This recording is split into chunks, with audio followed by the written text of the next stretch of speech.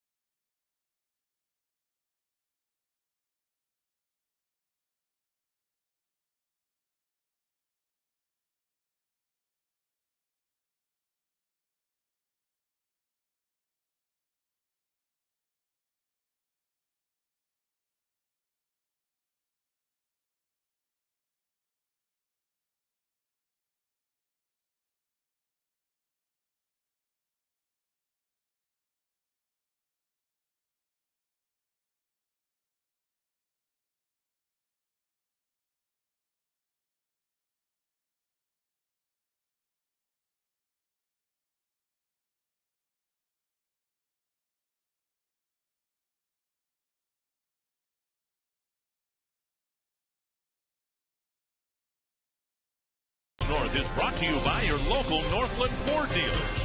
Visit your local Northland Ford dealer or go to northlandford.com. By Menards. Save big money on all your home improvement needs at Menards. And by Window Concepts of Minnesota. Welcome back to Target Field. It's Roberto Clemente Days. We paid tribute to a great legend of baseball from Puerto Rico. Went down in that plane crash in 1972, delivering fruit to needy in Nicaragua. Fellow Puerto Rican former Twin Bombo Rivera on hand today to honor his idol and throw out that first pitch here at Target Field. And the Twins' Michael Cuddyer is up for the Roberto Clemente Award, which will be given out later this year. It's given to a player that shows sportsmanship and gives back throughout the community. Nobody better than Michael Kadire and the Minnesota Twins. We'll wish him luck in that endeavor. He was honored today. Kevin Slowey, Michael Pineda, the Twins try to end their 10-game losing streak. Dick Kramer, Bert Blyleven coming up next on Fox Sports North.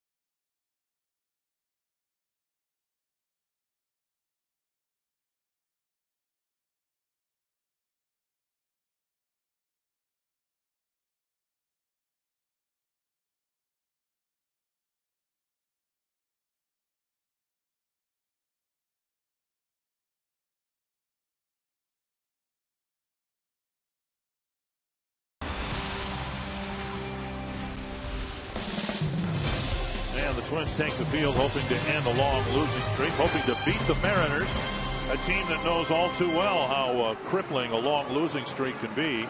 The Mariners in July, before and after the All-Star game, had a 17-game losing streak, and it pretty much dragged them out of contention at the time in the American League West. But Denard Span back in the lineup, and a very welcome sight for Twins fans. Here's the Mariner batting order. Ichiro Suzuki leading off. Kyle Seager hitting second. Dustin Ackley third.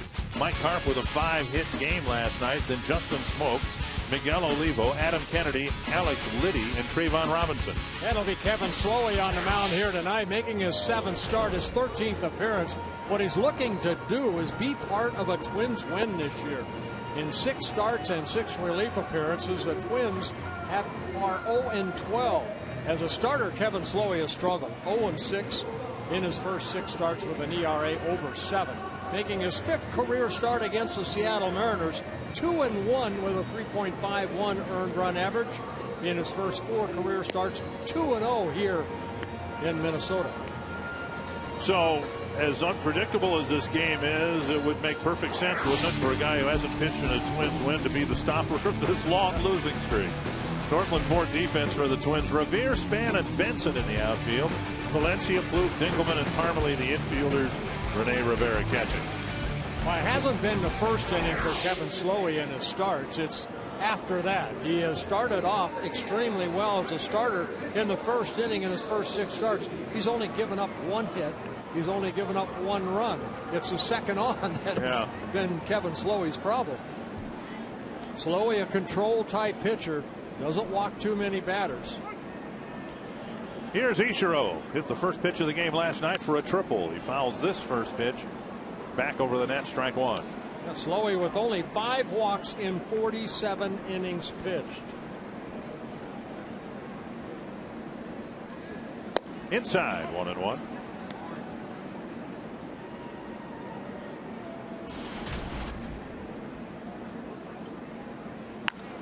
Lifted to left. Ben Revere retreats. 1 down. And that'll bring up Kyle Seager. Last night the Mariners got a couple of runs in the first. Twins came right back to tie it up in their half of the first. Slowey in his 6 starts has had 3 1-2-3 innings. And in doing so well in the first inning, he has unintentionally, I'm sure, validated the Twins' contention at the start of the year that he'd be better served pitching out of the bullpen an inning or 2 at a time. Well, Kevin Slowey had trouble at the beginning of the year adjusting to the bullpen. I think it was pretty well documented that he did not like his role. He wants to be in that starting rotation. 1-1. Other than this year, Kevin Slowey has been a pretty solid starter for the Twins. In his major league totals coming into this season, 39-21 as a starter in 82 starts. But this year it's been a different story. It's been a very frustrating year for Kevin Slowey. And a strikeout of Ackley if Rivera can fire to first. 2 down. Seager, rather, the strikeout victim. Ackley will hit next. Yeah, Slowey going to a breaking ball and Seager swinging at a pitch down in the zone. So Slowey picking up a strikeout, his 26th of the year in 48 innings pitched. And a good block right there by Rivera, and then the force out at first. 2 gone, and here's Dustin Ackley. And Slowey shaves the outside corner again. Well, like the Twins, the Seattle Mariners letting some young kids get some at-bats here because of some injuries they've had. Ackley, one of those youngsters, just 23 years old, a couple hits in last night's ball game in his rookie season with the Mariners.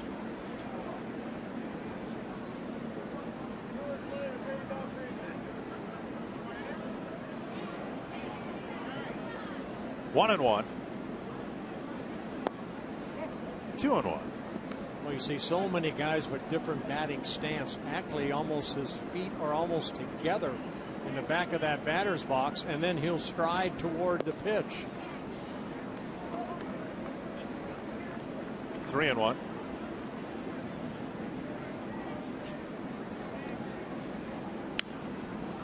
Three and 2. Slowey in the bullpen had 6 straight no decisions. And now as a starting pitcher, 6 straight losses. Mike Carp on deck. Foul back. Slowey's last start coming back on October 2nd of last year. Making his 89th career start, his 99th career appearance.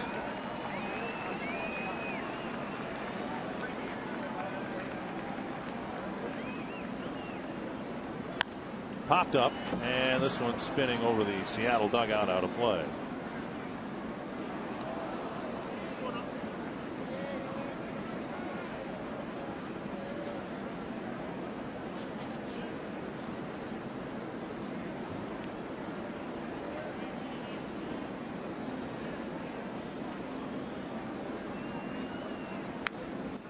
And another foul. Ackley swinging at some pitches that look like they're up and away from him, perhaps even out of the strike zone.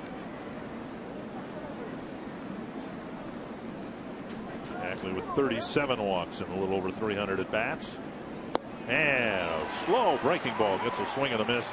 And Slowey has another 1-2-3 first inning.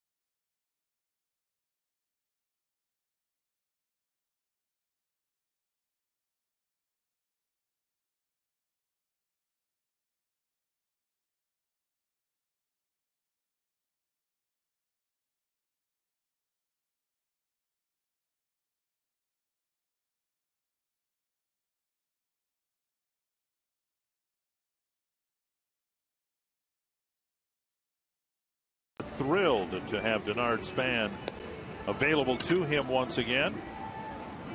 And Gardy hoping that Span can get something going in his customary leadoff spot on the Menard batting order. It'll be Span followed by Revere, who's had a couple of ball games with 7 hits. And Michael Cuddyer, Chris Parmelee, Danny Valencia, Trevor Plouffe, Brian Dinkelman, Joe Benson, and Rene Rivera. That'll be Michael Pineda on the mound, making his 28th start and making his last start of the season in his rookie season. A very good year for Pineda. A very consistent year. He made the All-Star team this year, and Eric Wedge and Carl Willis say, this is it. This is your last start right here, young man, on the season. 167 innings coming into this outing. 1 strike to Span. And Span hits a 3-hopper to short. And a high throw hauled in by Kennedy. Span retired, 1 away. Portland Ford defense for the young Mariners. Mike Carpenter left. Trayvon Robinson in center. Ichiro Suzuki in right. Alex Liddy, Kyle Seager, Dustin Ackley, Adam Kennedy, and Miguel Olivo behind the plate. Second time this season that the Twins have seen this 6'7" young kid from the Dominican Republic, only 22 years old. Pineda, 7 shutout innings against the Twins in Seattle back in May. He gave up only 3 hits. 1-0 to Revere. 2-0. Opponents have had a tough time hitting anything against Pineda. 127 hits allowed in 167 innings pitched. To center and down for a hit. And Robinson cuts it off. Revere with a big turn. He'll hold with a sharp single. So another base hit for Ben Revere. And another base hit up the middle. We saw him last night hit a couple balls, an infield base hit. Here got a pitch and lines it right back up the middle. Good quick hands right there by Revere.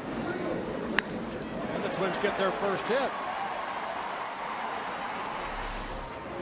And now the designated hitter tonight, Michael Cuddyer.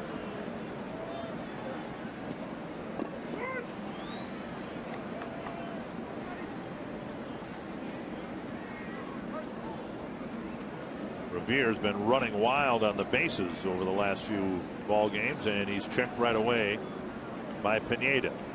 Got 33 stolen bases in 42 attempts for Ben Revere. And you would think Pineda, we haven't seen him. We saw him in Seattle. Right. At 6'7", going to take him a little bit of time to get that ball toward home plate. And Cuddyer lines a base hit to left. Revere glides into second. So first and second. 1 away for Chris Parmelee. Well, jumping on that first fastball, Cuddyer picks up a hit.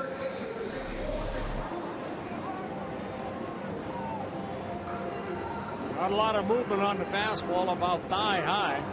And Cuddyer lines it in the left.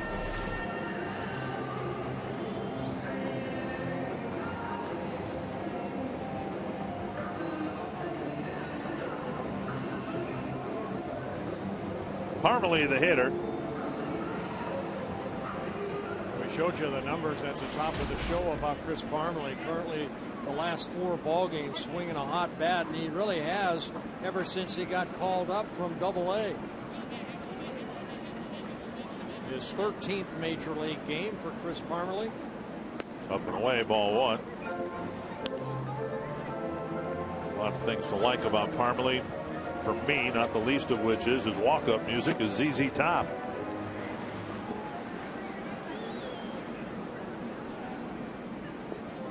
One and 0. And he takes a strike to even the count. Pineda with a 9 and 10 mark.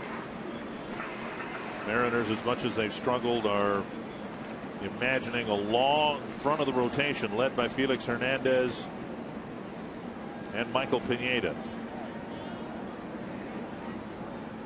Breaking pitch over, and it's 1-2. Yeah, of course, Felix Hernandez, called the King, and they kind of nicknamed the Prince to Michael Pineda. Opponents hitting only 208 off of him. That's third lowest in the American League. Left-handers 234. Right-handers only 180. And Pineda steps off, keeping an eye on Revere at second.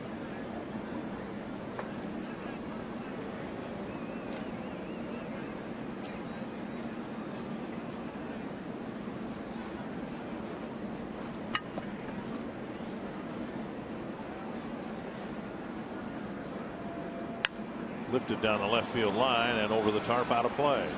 One thing that Pineda's been able to do is get a lot of strikeouts. 171 strikeouts coming into this ballgame in 167 innings pitched. There's the opponent batting average off of Pineda. Very, very good in his rookie season.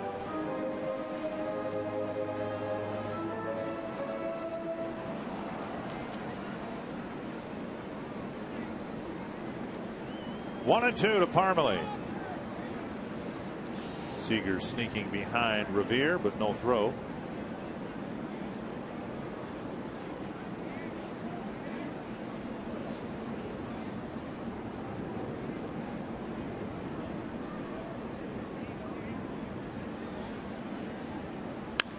And another base hit for Parmelee. Revere around third. He's going to score. And the Twins take a 1-0 lead. Chris Parmelee continuing to pick up hits and using the whole field in the process. Yeah, that's the best part right there. Parmelee just kind of inside out of that ball into left field. Take a look at the pitch. And just getting that pitch up and finding that hole between third and short in the left field. And Revere scoring the first run of the ball game. Parmelee picking up his 9th RBI. So 3 straight singles and a good start to the ball game for the Twins. Pineda, knowing this is his last start of the year, doesn't want to have an ugly outing, or particularly now an ugly first inning. Trying to bear down and get Valencia here.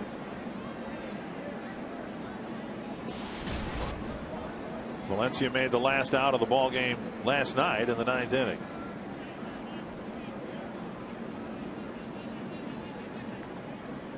Breaking pitch up high, ball 1.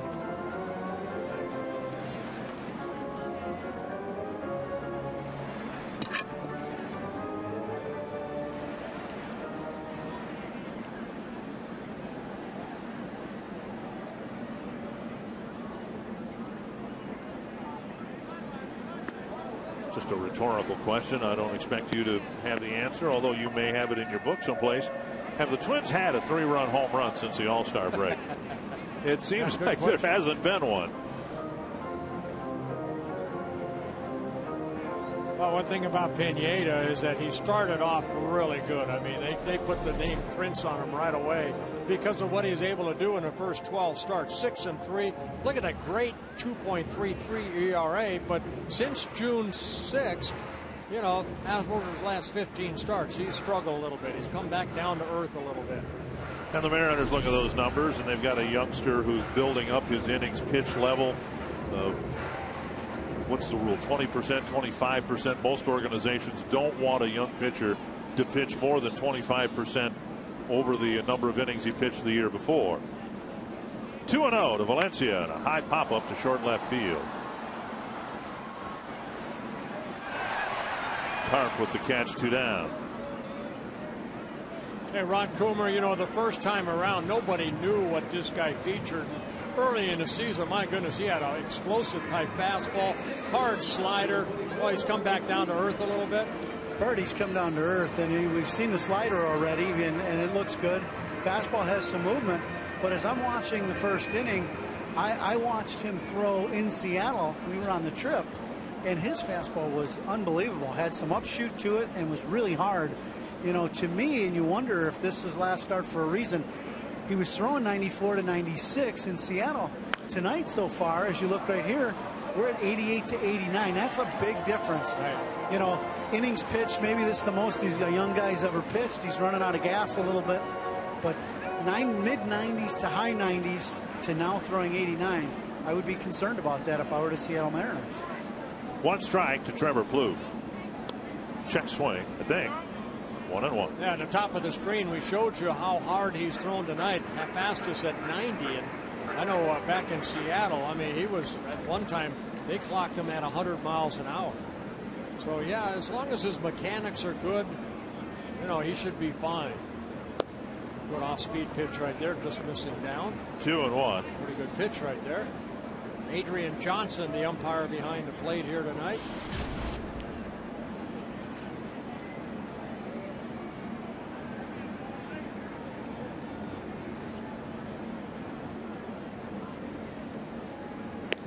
Swing and a miss through the fastball, and the fastball clocked at 91. Bert, as a young pitcher, you broke into the league as a young guy like Pineda here. Did you find late in the season, were you having issues with arm strength and velocity? I know velocity wasn't talked about as much back then, you know, because now we've got pitch counts and everything on the scoreboard. But did you find the same thing that he's running into now? Sad to say, Ron, my first rookie season, my first full year in 1971, I think I pitched 280 innings. So 278 in the third innings. I wanted to look that up. That's just a couple more than. But back then, no. I mean, to be fair, you pitched and then they put some Kramer Jezik on your arm and they said go get him again in 3 days. He used a lot of alcohol. Rubbing alcohol. No, the other alcohol too.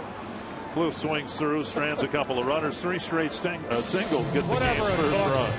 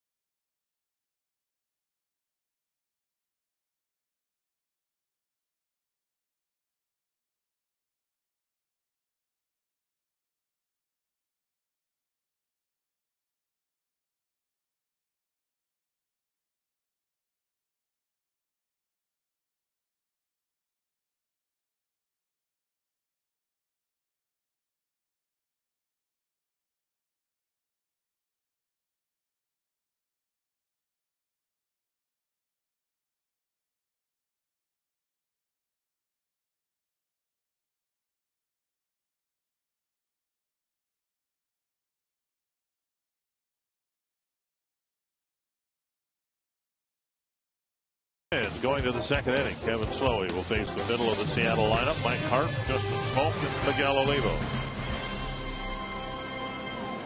Slowey with a couple of strikeouts and a 1-2-3 first. First pitch of the second inning, skied to center, and it's the second baseman Dinkelman making the catch. 1 out. Let's go to Kevin Gord. Thanks, Dick. Time for our Sanford Health Report. It revolves around the return of Denard Span, and Ron Gardner talked about what type of role he'll play here in the final week and change. And it's not going to be a lot. We just want to make sure he's okay and get some at-bats and get through it and then leave with a positive note. Certainly good to have Denard Span and Ben Revere at the top of that lineup. Denard did not get on in the first inning, but Revere started that 3-hit rally that's given the Twins a nice 1-0 lead here, gentlemen. Spent some time talking with Denard this afternoon, and he said, you know, for the most part, the last week has been really good. He still has some episodes. Here's a fly to left, and Revere's got a long run. So does Plouffe, and it is Revere making the fair ball catch, out number 2. Twins baseball brought to you in Sony High Definition. But Denard said he still has very minor episodes, and maybe it's something that the offseason will resolve, but he said he just more internally needs to get out and play before the offseason. I think that's the most important thing. You know, everybody would like to have Joe Mauer and Justin Morneau back, but that's not going to happen. So Denard Span, good that he's getting out there and at least giving it an effort so he can go into the winter, like Ron Gardenhire said, with a positive. Here's Miguel Olivo. Popped up near first. Parmalee with plenty of room. 3 pop-ups on 5 pitches and a quick second inning for Kevin Slowey.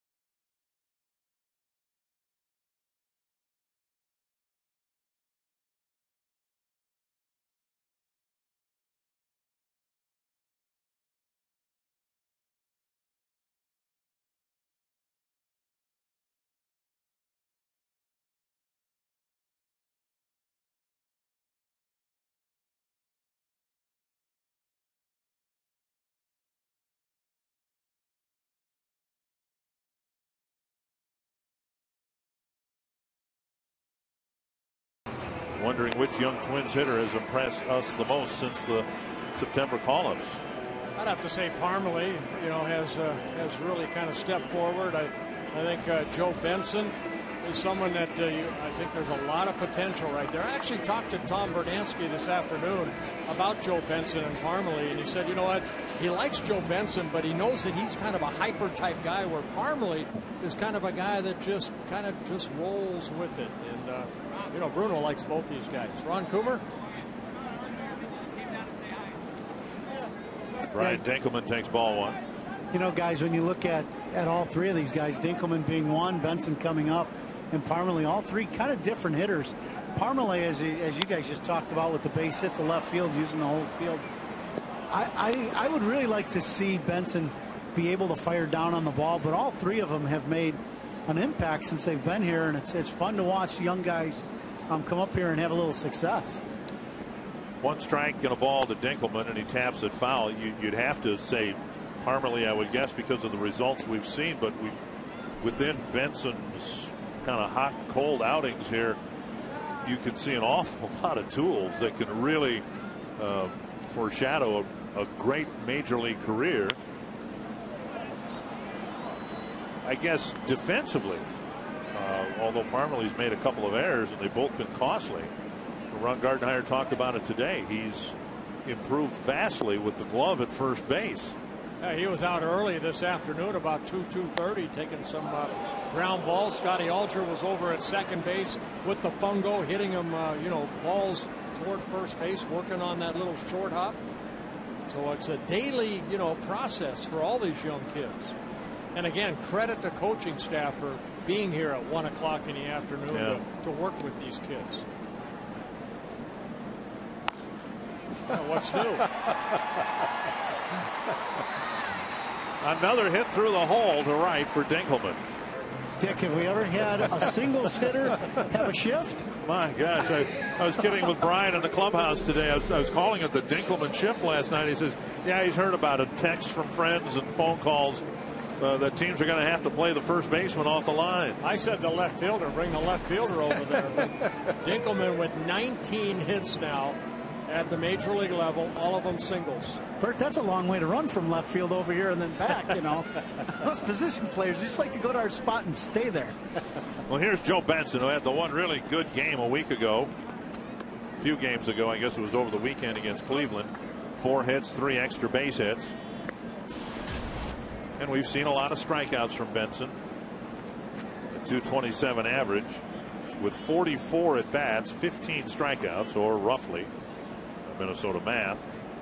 Good luck. 1 in 3. Inside 2-0.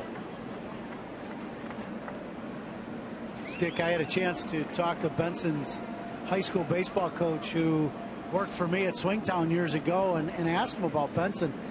What an unbelievable athlete, 3-sport athlete, and was able to do a lot of things. To me, in AA, he had a very successful year, but when you watch his swing, you're going to want him to be going down to the ball more than he does now, and I think that's something that Bruno will work on, and Joe Vavra's worked on since he's been here, where he gets a little bit of a spin as opposed to firing down on top of the baseball. And what's going to happen as he moves up and gets to the big leagues, you're going to see his hands stay in the hitting zone a lot longer than they probably are right now, especially on the pitch inside. Well, he had 400 minor league at-bats in New Britain. He struck out 109 times, so that's kind of part of his game. But he also hit 16 bombs. I want 67 runs. I want to ask you that, Ron, because you talked about it, hitting down on the ball and creating some backspin. The power hitters, the really good ones, are able to do that, aren't they? Hit the ball hard with the backspin, which keeps the ball in the air longer. That's correct, Dick. And what you want is you want your hands to fire down to the contact zone. Just like that. That was a better swing. If you looked at, even though he fouled the ball off, his contact point was out in front of him, and the swing kept going towards the pitcher. It didn't look like his barrel was whipping around and trying to hook the ball. And that's going to be one thing I know that Joe Vavra has worked on. And, to me, that's the big key. Watch his hands, and his hands going at the pitcher. That's much better swing than we've seen some of the other ones earlier, where the barrel looked like it was flipping around the baseball. 3-2 to the batter. The runner Dinkelman goes, and Benson, it's a big pop up to the right side. Dinkelman's got to hustle to get back, and he gets there. 1 down. Rene Rivera coming to the plate. Tomorrow, series finale against Seattle is a Treasure Island Senior Day. Fans 55 and older can get a $5 discount on select tickets at Target Field. Treasure Island Senior Day tickets are limited. To check availability, call 800-33-TWINS or visit twinsbaseball.com.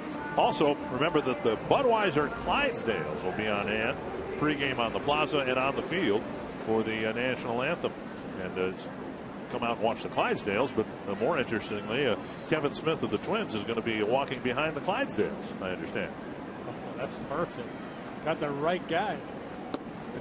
Does he have a shovel? Ball 1 to Rene Rivera.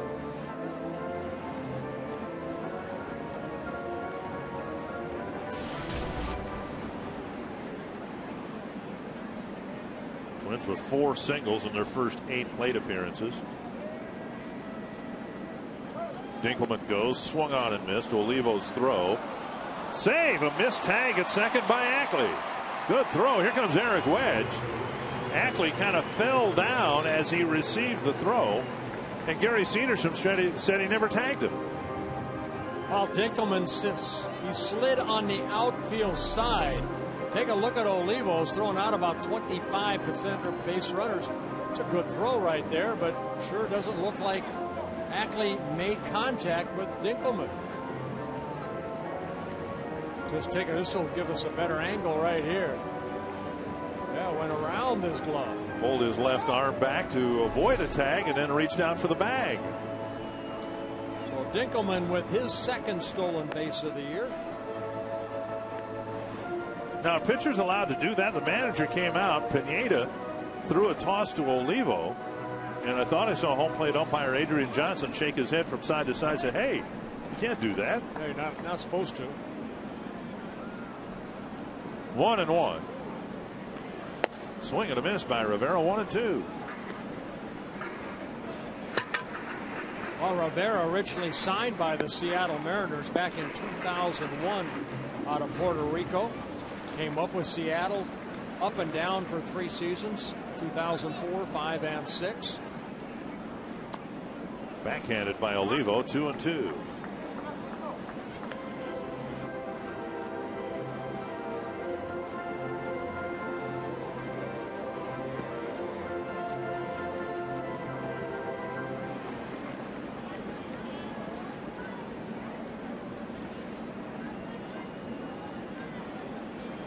fouled back. Rivera just under 100 at bats, 14 hits, 3 doubles and a home run.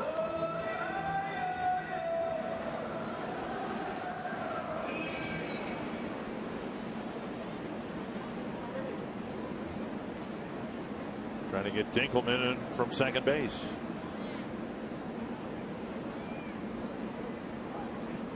Swing and a miss. Needs to be a throw. Olivo looks at second and throws to first. 2 down, and that'll bring up Denard Span. Pineda picking up his second strikeout. Span's troubles this year began in Kansas City when he tried for an inside the park home run. Ran into a brick wall at home plate named Brian Pena, Kansas City catcher that day. And he played for a couple days after that, but didn't feel right. Went on the disabled list, came back, and really had a tough time at the plate. And complained of the fogginess, the lack of focus, the migraines. Pitches up, ball 1. So the hope is, whether it's 10 at bats, 20 at bats, 30 at bats here in the last week and a half of the season, that he'll be able to hit better, because his average really took a tumble when he tried to play. Chopper to the shortstop. Seager has it, flings it to first, and the inning ends. Dinkelman left at second, and still 1-0.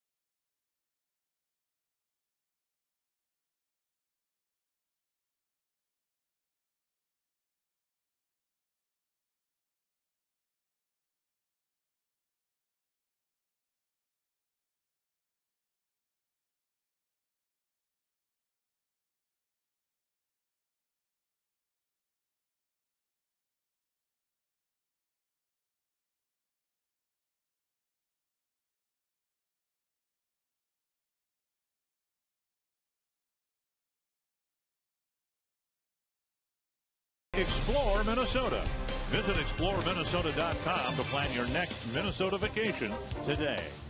Some early fall colors at the Legends Golf Club in Lakeville. One of the few daily fee golf courses in the country where you have a private club feel with private club amenities and private club quality.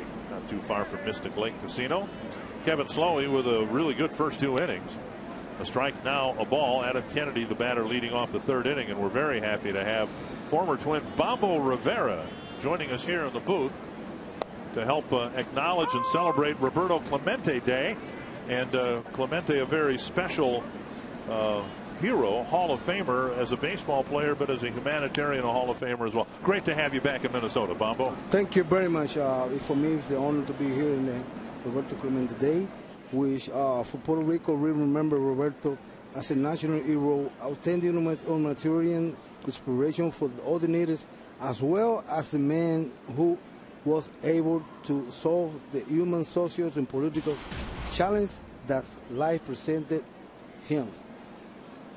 There's a drive to center field. Span comes in, makes the catch.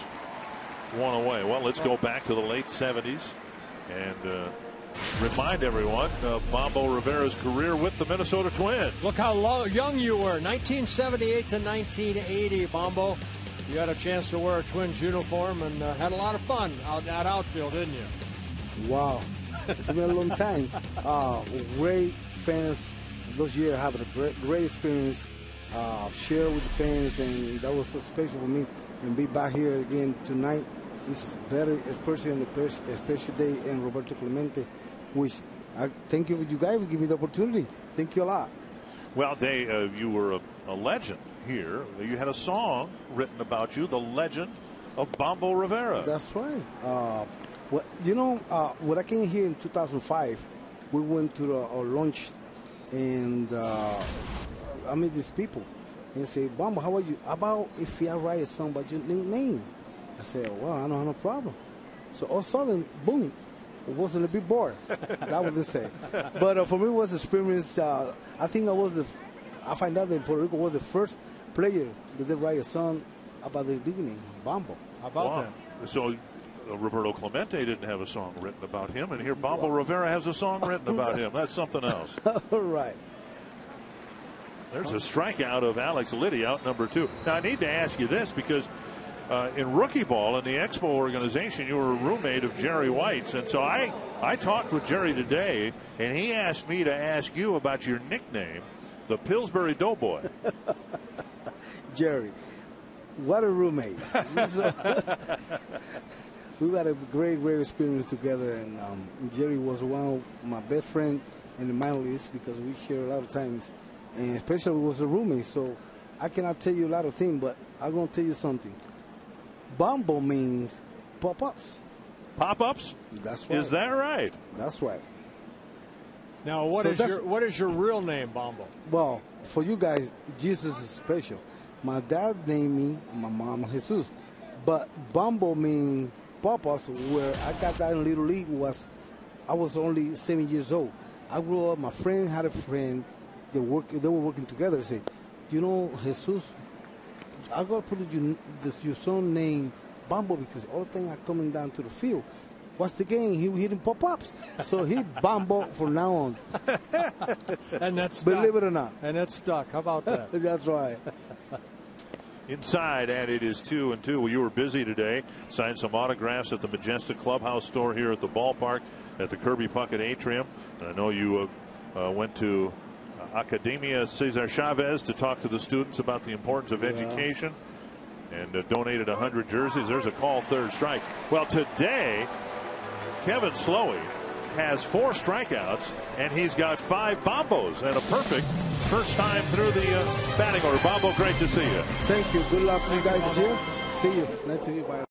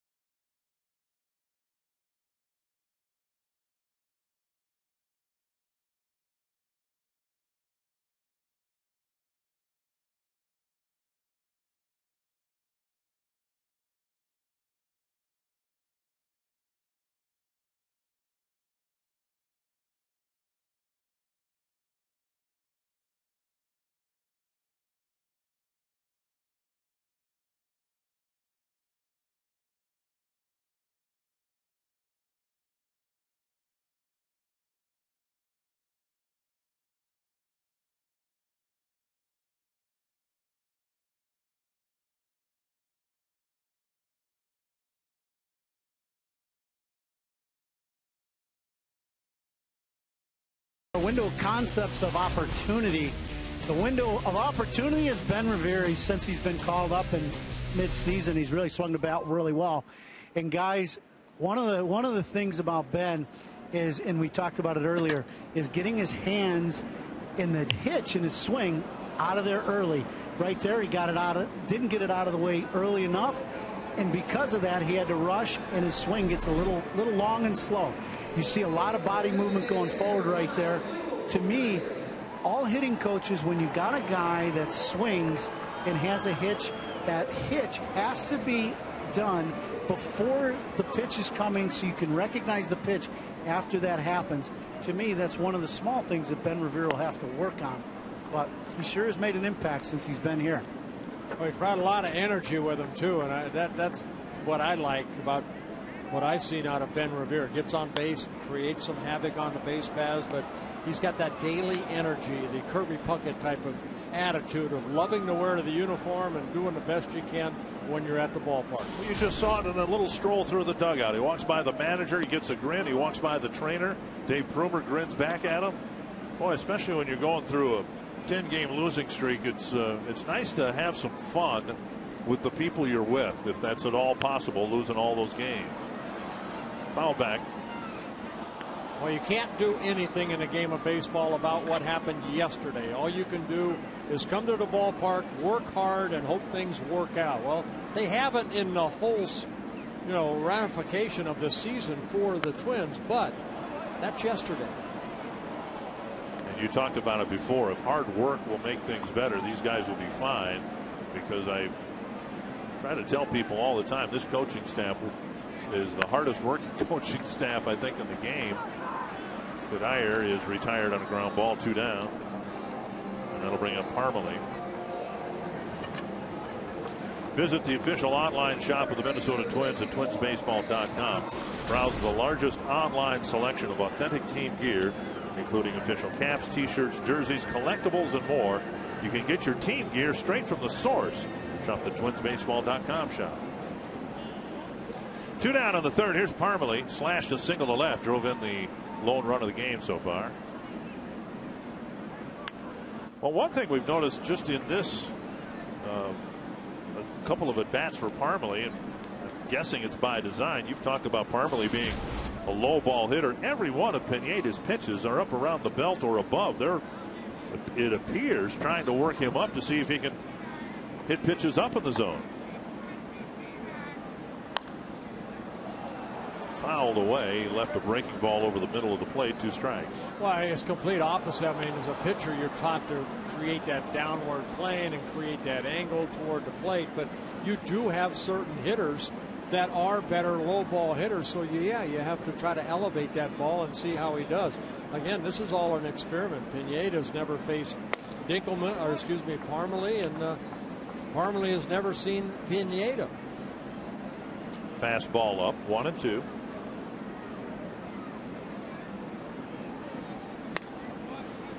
And most of the pitches are up there or at the top edge of the strike zone in his first at bat.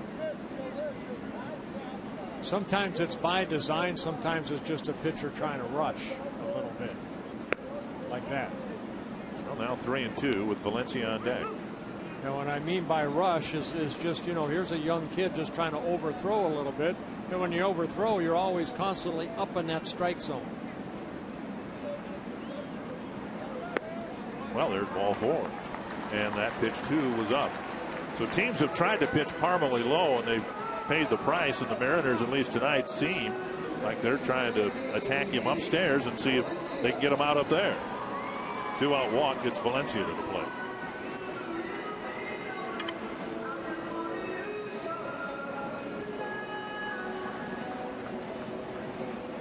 Valencia with a fly to left, his first time up.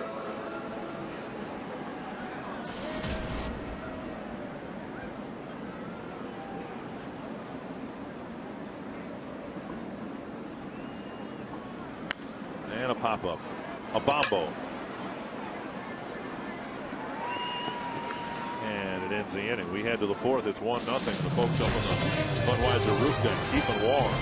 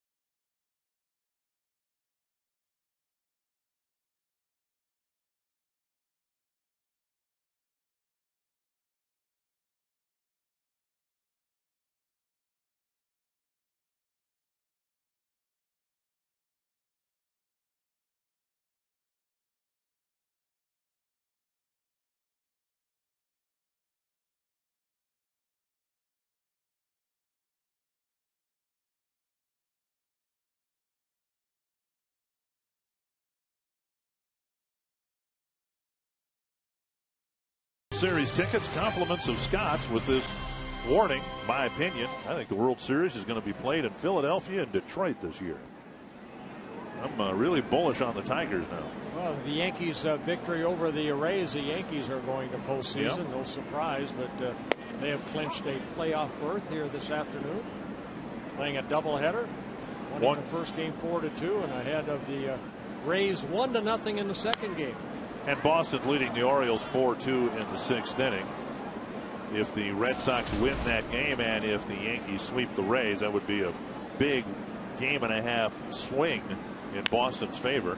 See if Plouffe can make this play. Got it in the glove and then tried to hurry his throw. It's a leadoff hit. Presume it'll be a hit.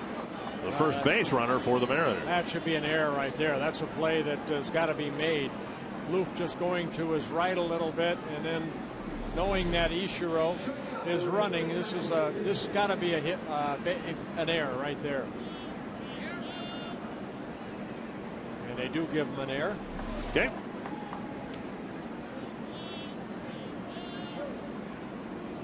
And Kyle Seager lines it to the left field corner, foul. Trevor Plouffe charged with the error, his 11th of the year, and for the Twins, they're 116th on the year. All of the Oakland A's have made more errors. Seager struck out swinging his first time up. Popped up. Valencia with room. One down. Ackley coming to the plate, but first you can get all your high school football action with Fox Sports Prep Zone, presented by Wells Fargo. Log on to foxsportsnorth.com, click on the Prep Zone link to watch up to 4 high school football games all at one time. Friday at 7, the lineup: Matamidi at Totino Grace, Buffalo at Rogers, the game I'll be going to, East Ridge at Woodbury, and Andover at Osseo. Another pop-up, short center field. Plouffe out, Span in. And Plouffe with the catch. You know, a couple times we've seen fly balls right there that normally you see the center fielder kind of call off the middle infielder. In the second inning, it was Dinkelman that had to go out to center field, and he caught the ball where, you know, Denard Span didn't call him off. And right there, everything has been hit in the air other than the ball that Ichiro hit for the error by Trevor Plouffe. A lot of bombos. Slowey with 4 strikeouts in the ball game. He got Carp on a pop-up to Dinkelman. That was the one you were talking about in short center field. Yeah, Mike Carp 5 for 5 in last night's victory over the Twins. A career high for Carp. Strike one.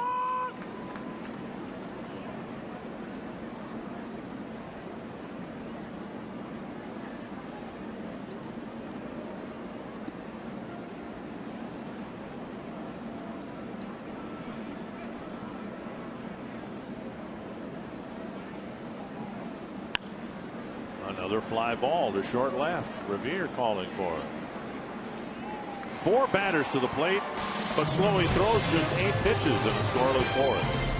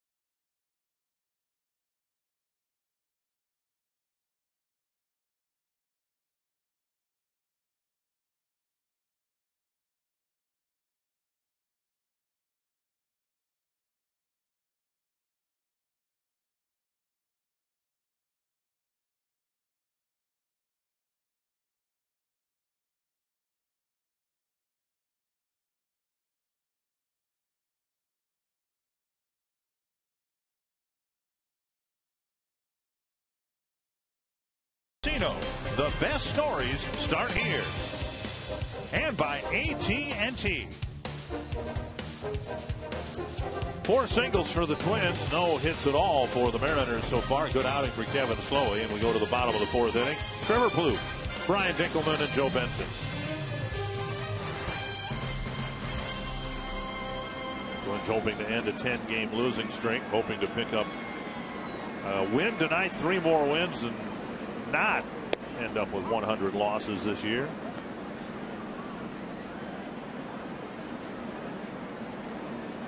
Plouffe struck out swinging his first time up, and a fastball for a strike, 1-1.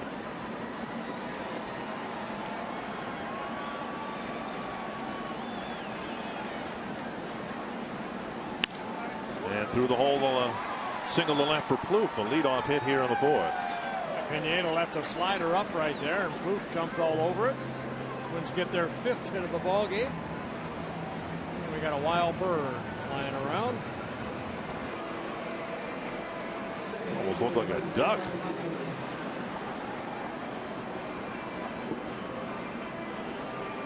that a coot?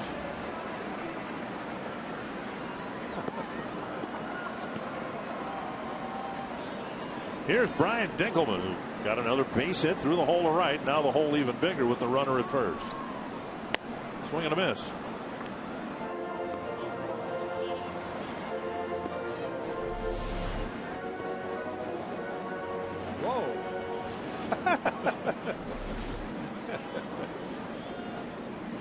Camera people are the best.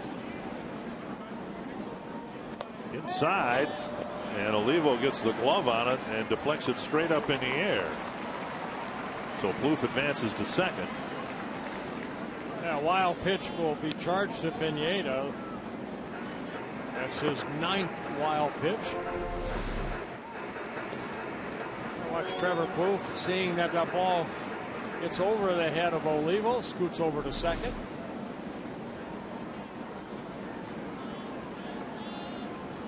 One and one.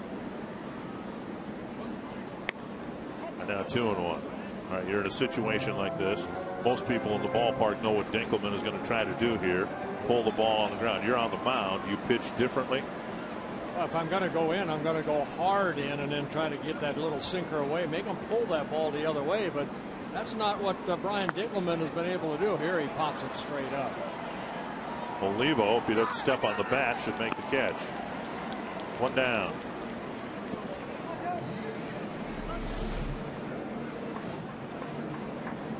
And our little friend right here finally, I think, got tired. He's gone. Not Joe Benson. Going to pop up to second his first time up.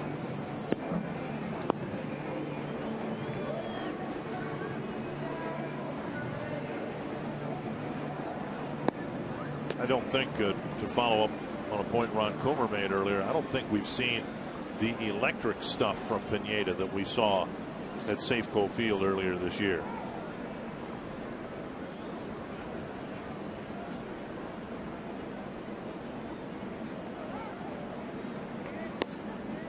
Breaking ball over, strike one. Well, one thing that the Mariners have done is that they have watched the innings pitch. They have given him a couple extra days between starts too, so he hasn't been on that routine of every 5th or 6th day. There's a man in charge, Carl Willis. 1 strike to Benson. And now a ball. Benson's only run batted in came on a ground out. Like to get a base hit, get Plouffe in from second base here. Pineda's last start came on September 10th, 11 days ago.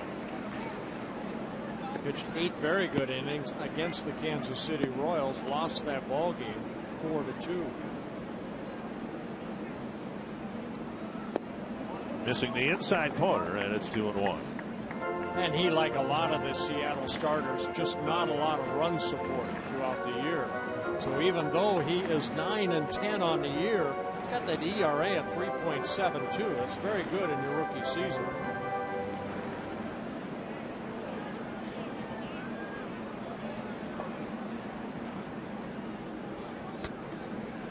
Breaking ball and another called strike.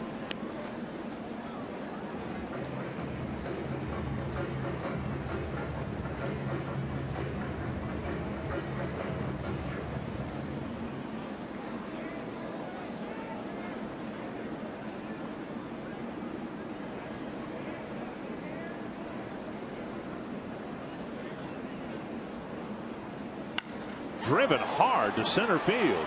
Robinson back. It's over his head. Stays in the park. Plouffe is going to score, and Benson has an RBI double. It's 2-0. Well, there's some of that contact that Ron Krumel was talking about from Joe Benson.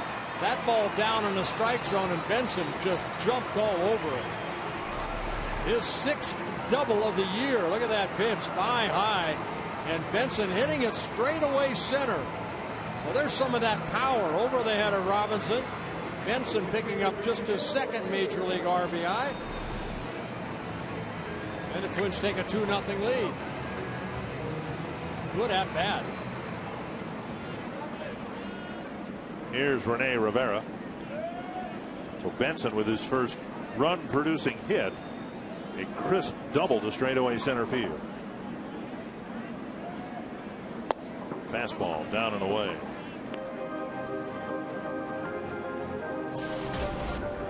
Rivera came up with Dinkelman at second and 1 out and went down on strikes, and then Span bounced out to end the inning.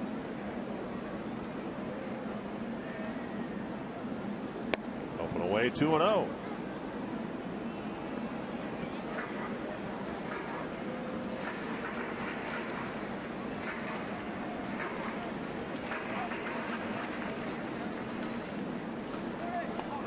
Pineda pretty animated on the mound.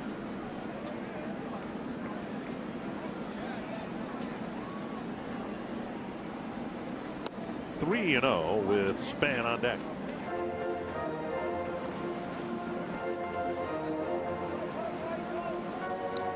Carl Willis right there, the pitching coach, sitting down to the left of Eric Wedge on the phone. Mariner reliever starting to stir around a little bit. And a 4-pitch walk to the number 9 batter. First and second. Back to the top of the order. Our AT&T trivia question: which Seattle rookie pitcher holds the club record for strikeouts in a season? Now, how much did Randy Johnson pitch for Montreal before he went to Seattle? Yeah, I don't know if he was a rookie with the Seattle Mariners, but you would think it would be Randy Johnson. Mark Langston, another pitcher that came up at an early age with the Mariners. I'm going to throw out Eric Hansen, big, tall right-hander who was a strikeout pitcher and came up through the Seattle system. Carl Willis, a pitching coach, out to talk to his tall right-hander. Carl said he agonized with Jeff Gray warming up, agonized about whether to commit to the 91 reunion here in August, but he said at the time he was trying to decide whether to come or not. The Mariners are really struggling, and he thought he really needed to stay with his pitching staff. So he was asking me for all the details about the reunion, who was here and who couldn't make it. Pretty valuable reliever for the Twins in that 91 season. Yes, he was. And beyond. So Span has hit 2 ground balls to short, hoping to do some damage here in the 4th inning with runners at first and second and 1 away.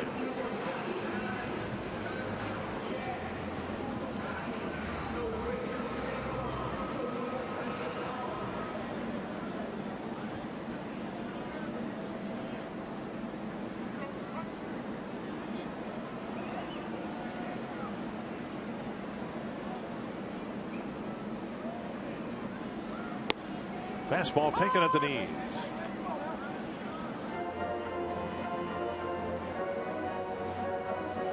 There was a time, and it was earlier this year, he thought Denard Span might represent the Twins at the All-Star game. That's how his first couple months went. Once it became apparent that Mauer wasn't going to play much in the first half of the year, Morneau was having some issues. We thought Jason Kubel. Right. Then Kubel got hurt. It looked like Span would be the guy. Then he got hurt. And Michael Kanier ended up representing the Twins. 2 strikes to Span. Don't know how much longer he's going to play here tonight.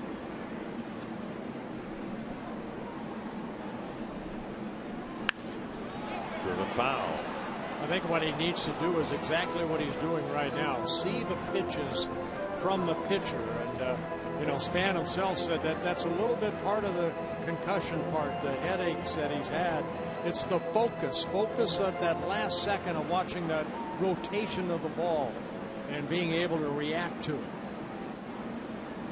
Another 2-strike pitch. And a foul. I just find it remarkable that the athletic world becoming more conscious of concussions. And it seems as if it's more of an issue in baseball than football, where there are collisions, multiple collisions on every play. And the Twins have had 3 different players this year deal with concussions. Now it's Jason Repko. And another foul by Spann. Yeah, 2 breaking balls right there that Spann has been able to follow and at least foul it off to keep the bat going. There's Repko. He is going to take the baseline test tomorrow. They have to wait at least a couple of days after being hit by a pitch to take the test, but he's not feeling 100% by any means. 2 strikes to Spann. Just off the plate a little bit, 1-2. Made a number of times tonight. Asked home plate umpire Adrian Johnson to clarify the count for him.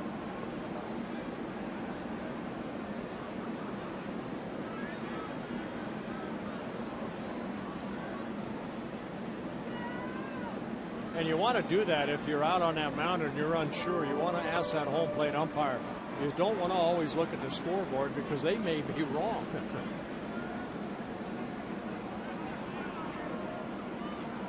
1-2 to Spann.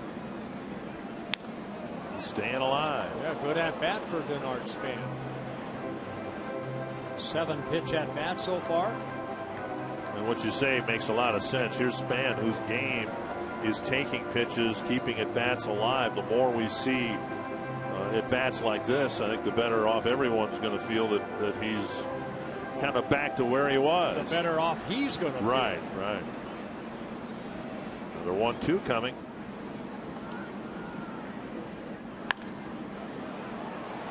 Knocked down by the first baseman.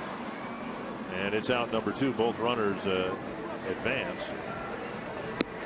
So Spann has a good at bat. It's a semi-hard 2-hopper to the first baseman, and that brings up Revere. Yeah, Kennedy had a chance to get the force out at second base, but because of that little short hop, Rivera had to hold up a little bit, but Kennedy getting the ball and deciding to get the out at first. Rivera may have screened him a little bit on that ground ball. Here's Revere, chance to maybe drive in a couple with a hit to the outfield. He singled and scored in the first inning.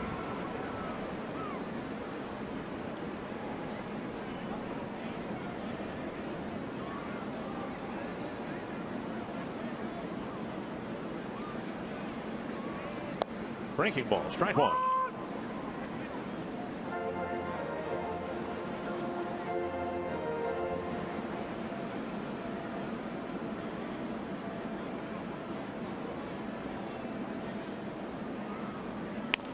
And a short chopper to short. And Seager makes the play. The Twins get 1, leave 2. It's a 2-0 Twins lead after 4.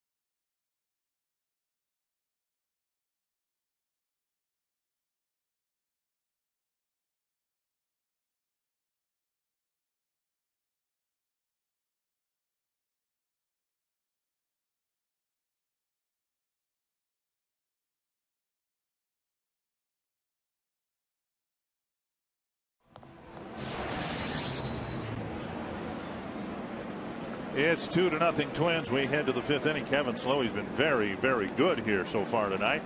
And he'll face Justin Smoak to lead off the 5th. Yeah, only one base runner's been able to get on base, and that was Suzuki on a ground ball error by Trevor Plouffe to lead off the 4th inning. No hits allowed yet for Kevin Slowey.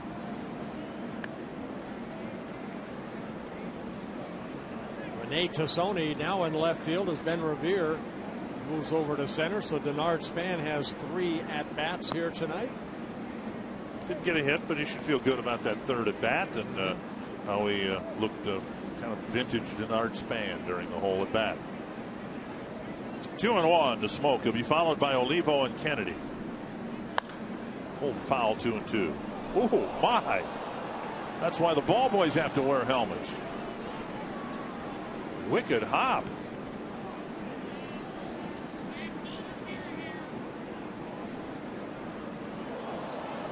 Wow.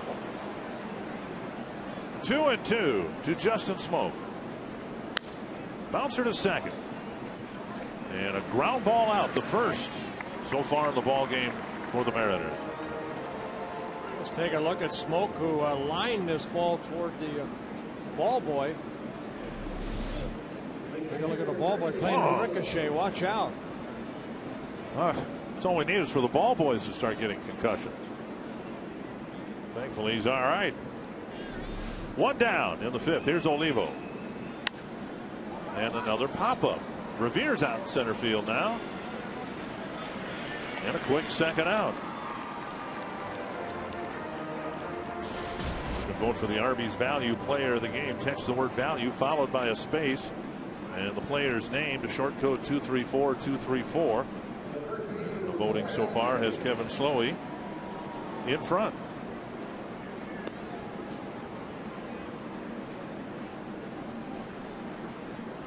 Kennedy, the hitter, he hit one sharply to center field. Span was there at the time, made the catch.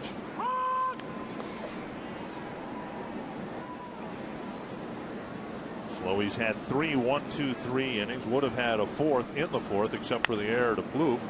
And now Revere retreating on this ball, hustling back, and another 1-2-3 inning for Kevin Slowey on just 8 pitches, and the Twins have a 2-0 lead.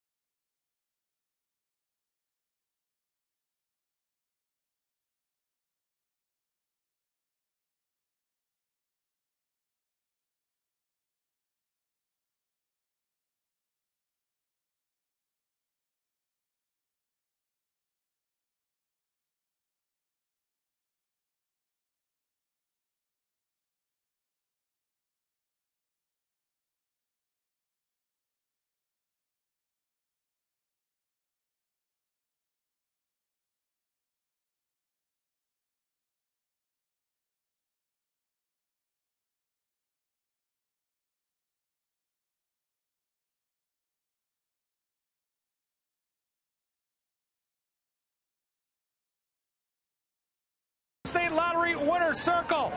3:30 this afternoon, these 4 lovely ladies departed Duluth with 4 beautiful signs and one dream of being circled by a Hall of Famer. It's girls' night out here at Target Field, and they got to get back tonight because they got to go back to work. But one former Bulldog has a favorite twin, and she'd like him to hit a home run into this porch tonight. What's his name? Michael Kadire. He's up right now, Amanda. She's a former Bulldog, home of the national champions. The signs are waiting. The girls are ready. Kadire's coming up. And these ladies just won 100 scratch-off tickets. Very nice. Well, have a great night, ladies, and you are hereby circled. We see you out there in left field. Yeah, they're easy to find with the multicolored signs out there. That's where Michael is quite capable of hitting a home run. So far tonight, he singled to left in the first inning and then hit a ground ball to short. Jeff Gray comes out of the Seattle bullpen. Yeah, Jeff Gray making his 29th appearance, 4.6 earned run average. See the high walks in 45 innings. Nice stop at third by Liddy. Can't find the handle. And Kadire is safe at first. So a lunge to his left, and he knocked it down. But Kadire gets an infield hit to start the fifth.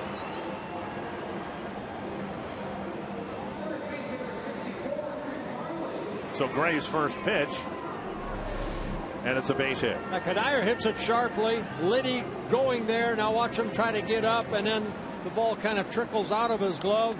And then by the time he could get it over, Michael Kadire is credited with an infield base hit. Here's Parmalee.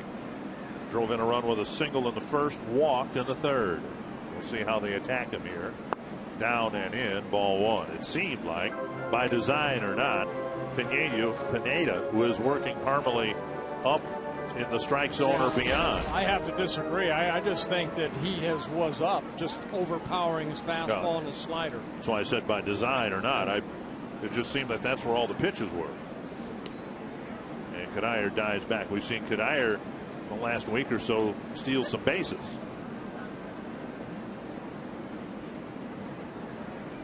And so Gray's keeping an eye on him.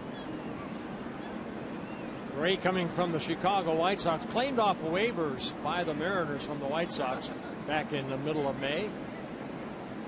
Popped up and spinning over the dugout roof and out of play.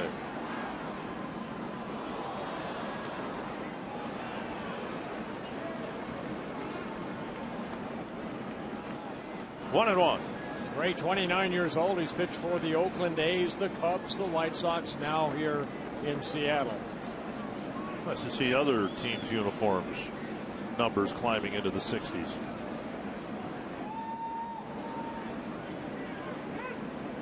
Time called.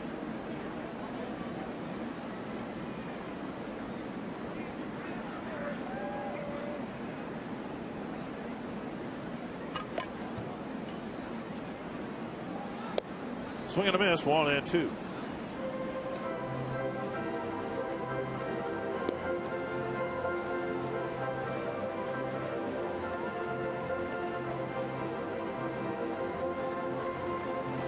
Trying to take advantage of a leadoff single. They got one in the fourth and scored a run. Now Kadire aboard, leading off the fifth.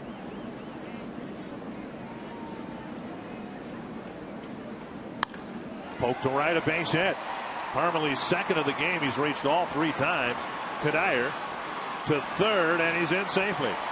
Nice base running by Kadire on Parmalee's sharp single to right. Yeah, taking a gamble right there. Ichiro Suzuki, outstanding arm in right field, but Kadire did not hesitate when he saw that ball going into right field. Parmalee hitting another ball down sharply in the right field. And Ichiro coming up. Good strong throw, but Kadire just beats to throw. Good aggressive base running right there by Michael Kadire. Here's Valencia, first and third, nobody out. Into the backstop. Kadire holds up because of the carom, the uncertain carom here. But the wild pitch allows Parmalee to go to second. That'd be a wild pitch charged to Gray. That's his third wild pitch of the year. Kadire might have been able to score, but why take the chance? Right, you see there's not a lot of room between the home plate and the backstop, so you don't know what type of carom you're going to get. Sometimes off that sign, sometimes off the limestone. Despite what happened last night in the ninth inning, you'd like to think in a situation like this you'll get a run or two. Second and third now, nobody out.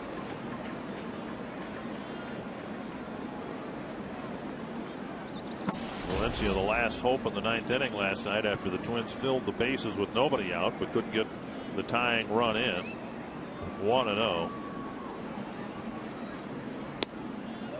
2-0. And I thought, that ninth inning fizzle last night in a way kind of symbolized the whole season. The Twins had the bases loaded and the 3, 4, and 5 hitters due up. And instead of it being Mauer, Morneau, and Cuddyer, it was Cuddyer, Parmelee, and Valencia.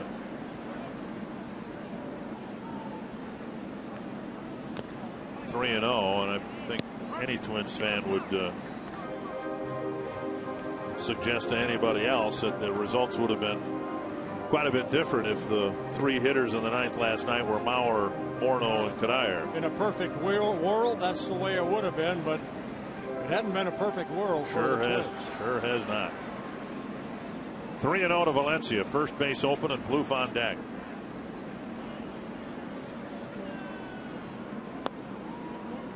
And now a walk filling the bases for Trevor Plouffe.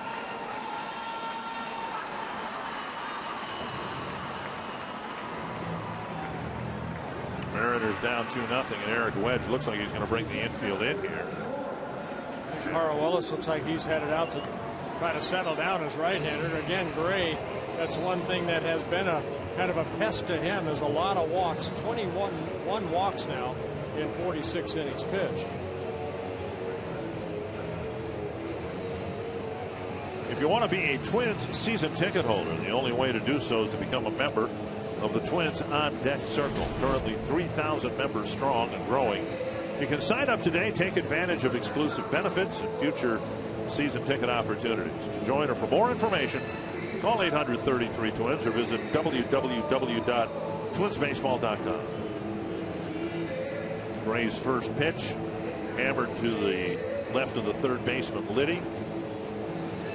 Parmelee with a base hit, now a walk, and Cesar Jimenez warming up in the Seattle pen. And the only left-hander Seattle has in that bullpen is Jimenez.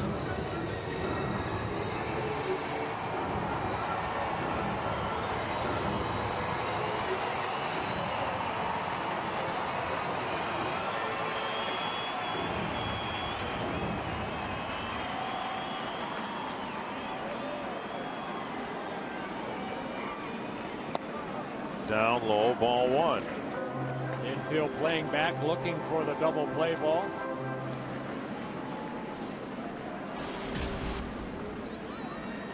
So Plouffe in the same spot that the Twins were in the bottom of the ninth last night. 2-0.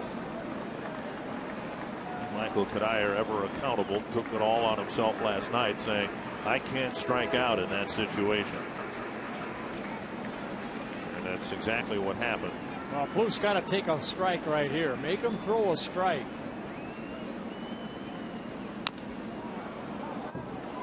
You see that where that pitch is right there. That's just a young guy just trying to do a little bit too much. Danny Valencia just walked, and Gray was all over the place.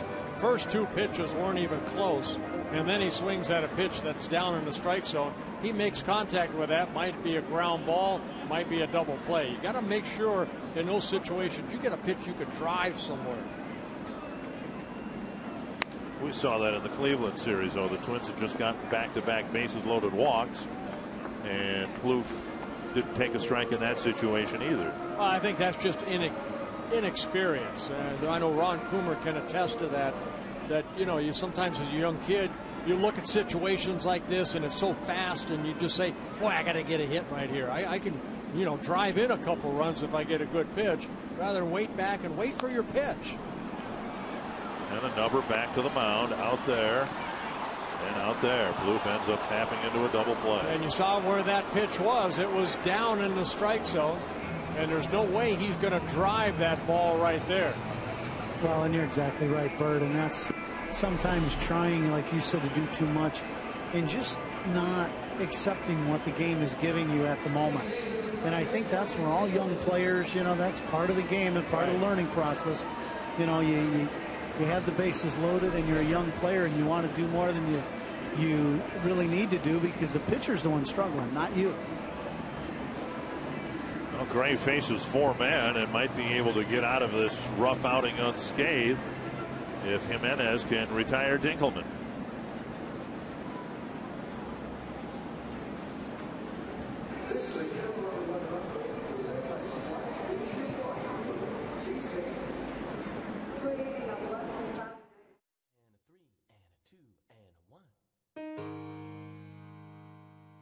Kick it.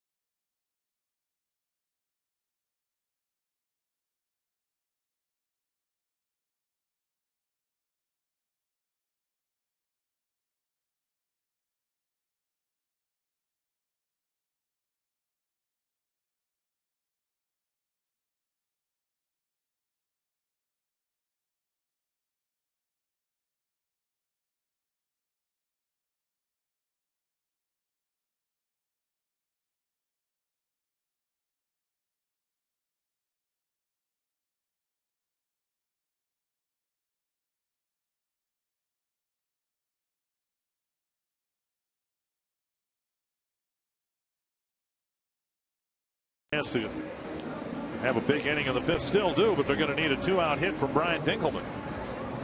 Cesar Jimenez coming out of the bullpen, a September call-up for the Seattle Mariners. He'd been up a couple times, but with the Mariners back in 2006 and 2008. Last couple seasons, he's been bothered by a sore shoulder. That's spent some time on a disabled list, making just his 5th appearance. Jimenez from Venezuela, 26 years old. So far, he's worn Miguel Olivo out with his warm-up tosses, so we'll see what kind of an at-bat he gives Dinkelman here. Plouffe with a real frustrating ground ball double play. Well, again, those are all learning experiences for these youngsters. You know, he's not happy at what he did right there, but as Ron Coomer said, you know, that comes with the trade of, you know, having these young kids go through major league at-bats. Well, Dinkelman got a patented ground ball single through the right side his first time up. 12 singles to right field, 5 of them to center, a couple to left, and he'll take one anywhere right now to maybe get the Twins a couple more runs. Fastball up and away, ball 1. Jimenez with that fastball in the upper 80s, low 90s, a slurve type curveball and a changeup. There's 5 at bats against lefties, 3 singles for Dinkelman. And a foul ball, 1-1.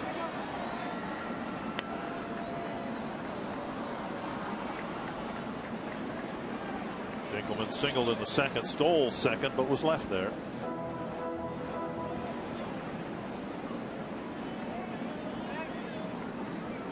Michael Kadire talking to Trevor Plouffe maybe about that at bat. Breaking ball and a swing and a miss, 1-2. That's what you need too. You know, when Torrey Hunter was here, he would do that. You know, Kirby Puckett would do that. You need the veterans to talk to the young kids after they experience something like Trevor Plouffe. Try to find the positive, and Plouffe kind of shake his head. Yeah, I mean, that's what I did wrong. One hit about 8 feet in front of the plate. The Twins rally fizzles in the 5th like it did last night in the 9th.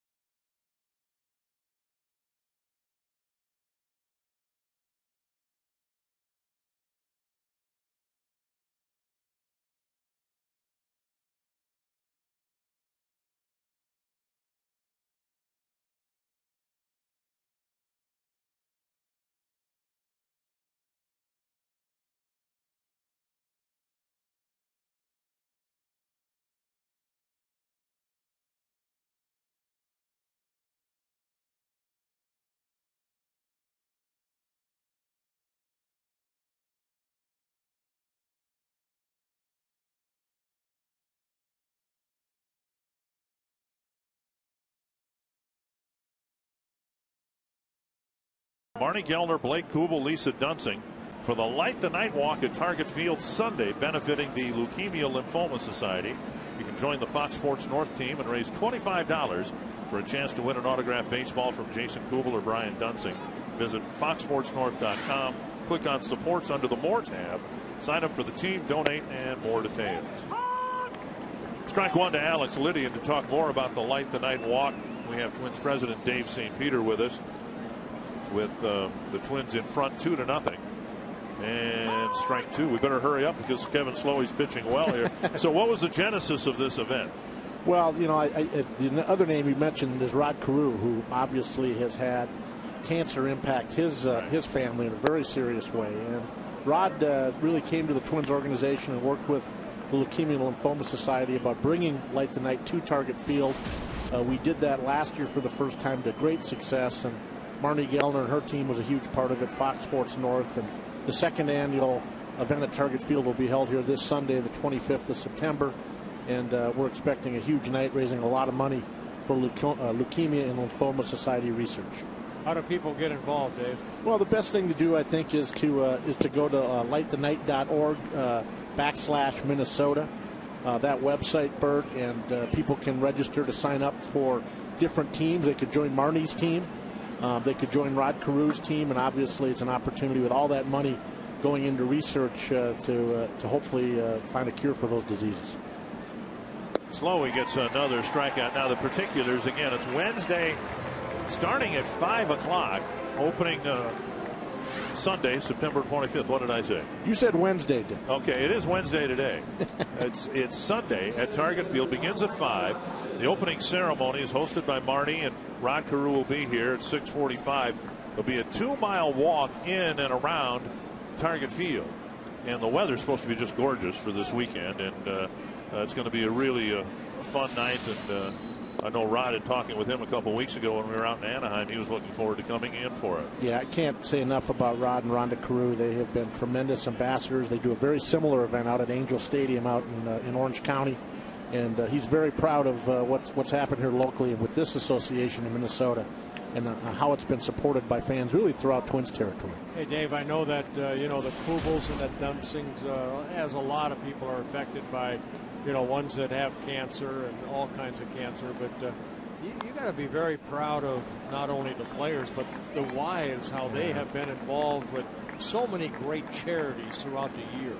Bert, in a tough year like this, I think sometimes that's lost. Obviously, we haven't won as many games as we wanted to, and we're all disappointed with that. But I think one of the great constants of the Twins is the fact that we have players who, frankly, are good role models, their wives, and they've done a lot of tremendous work in the community this year.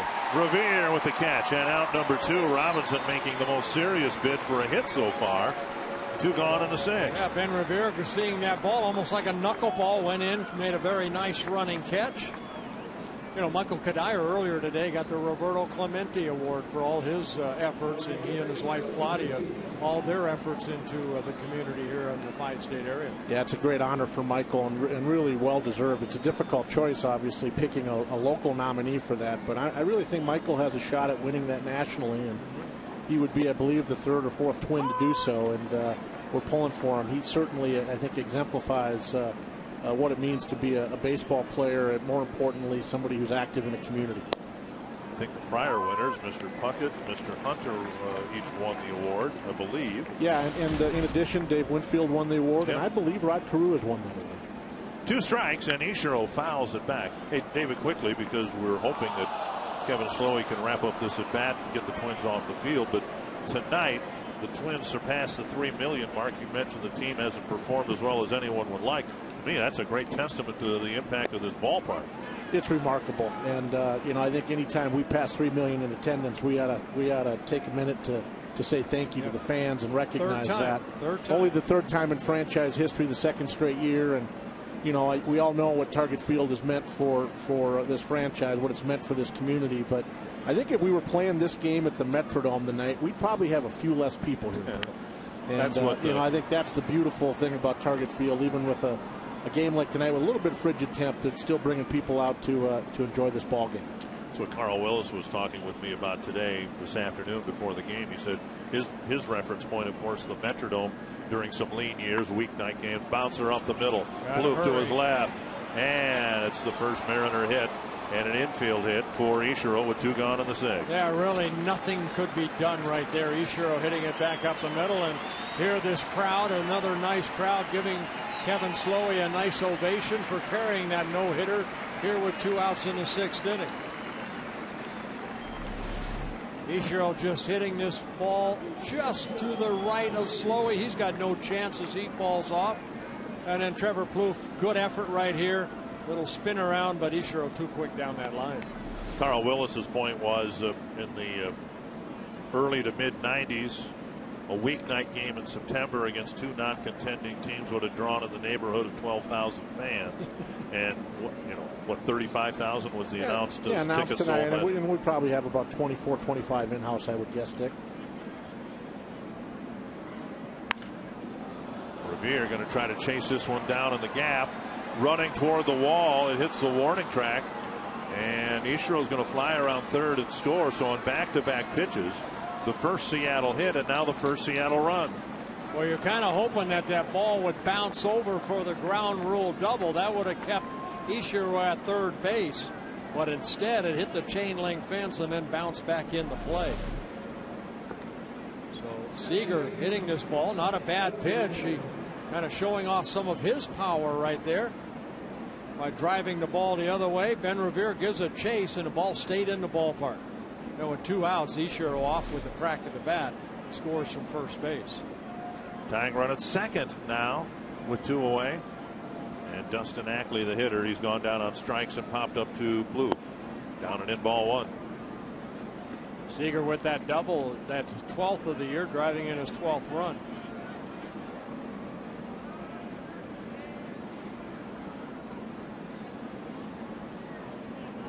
One and 0 to Dustin Ackley. Blocked nicely by Rivera.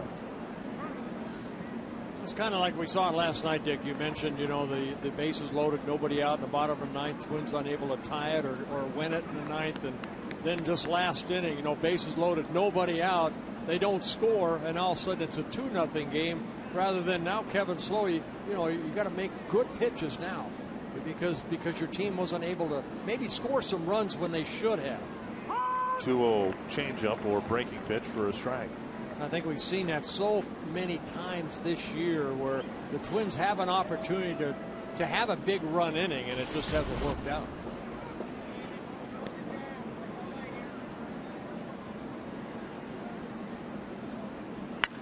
And that'll tie the game. A drive to the gap and left. Ackley to second. And he'll hold up with an RBI double, and it's 2 apiece. So with 2 out, Ichiro gets the infield hit. Back-to-back doubles, and we've got a tie game.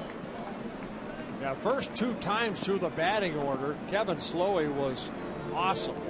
He got the first 2 outs here in the 6th inning, and then once that batting order turned around for the 3rd time, they have had 3 straight hits. The Ichiro infield base hit, Seager's double, RBI double, and right here, another double. So again, coming up on Sunday, the Leukemia and Lymphoma Society's Light the Night Walk. And it begins at 5, live music, games, food, family fun, and then the ceremony starting at 6:45. Rod Carew will be here, and of course his involvement in this very near and dear to him. He lost his daughter Michelle back, almost 15 years ago, I suppose now. And there'll be a 2-mile walk in and around Target Field. Have a chance to get some exercise and help raise some money for a good cause along the way. Here's Mike Carp, a pop up to second, a fly ball to left, and the Mariners have tied it here in the 6th. Bouncer to second should put an end to things. Dinkelman over to Parmelee. The inning ends. Our thanks to Twins president Dave St. Peter for stopping by. 2-0 ball game before you came up here.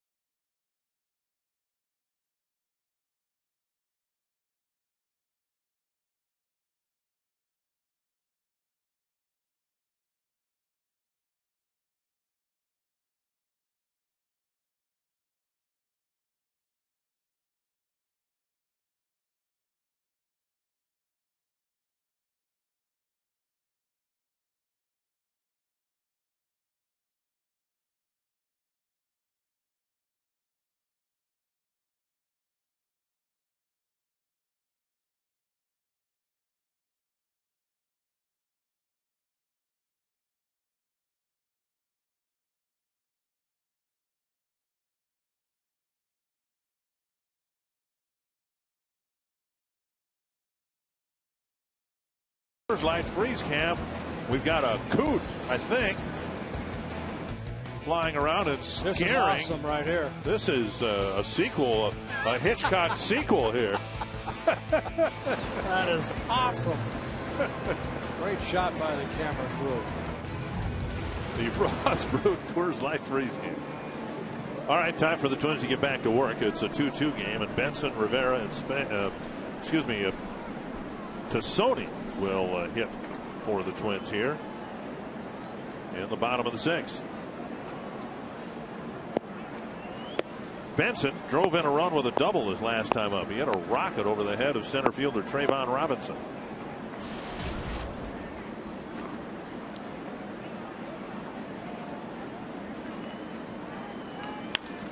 Now pulled to the glove side of Liddy. He comes up firing, and he makes a better play here, getting to his feet with the ball, and he throws out the speedy Joe Benson. Yeah, remember, it was Michael Kadire last inning to almost hit the ball the same spot. This time Liddy able to get that ball into his glove and make a good throw for the first out. Rene Rivera has struck out on a walk.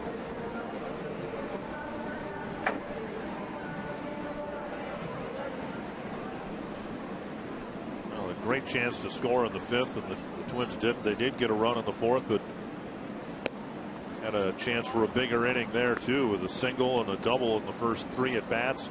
Rivera walked first and second, only 1 out, and then Span and Revere were retired. Popped up, foul and out of play, 1-1.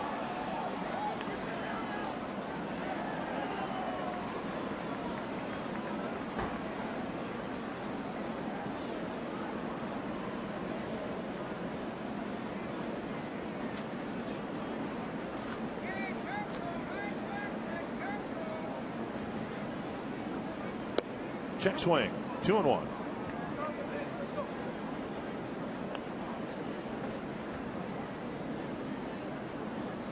Cesar Jimenez got the final out of the 5th and the first out of the 6th.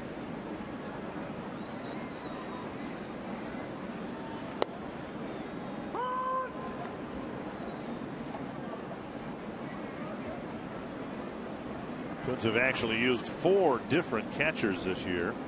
Bauer, Butera, Rivera, and then back in the first half of the year, Steve Holm. Rivera strikes out for the 2nd time, 2 down. Oh, Jimenez with a very good changeup right there, and Rivera striking out for the 2nd time. Time for the CenturyLink high-speed pitch.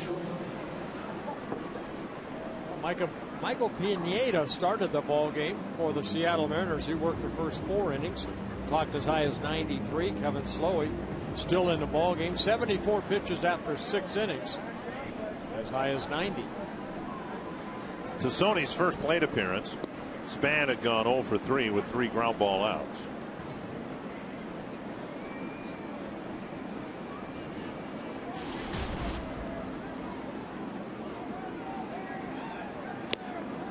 And a strike, 1-1.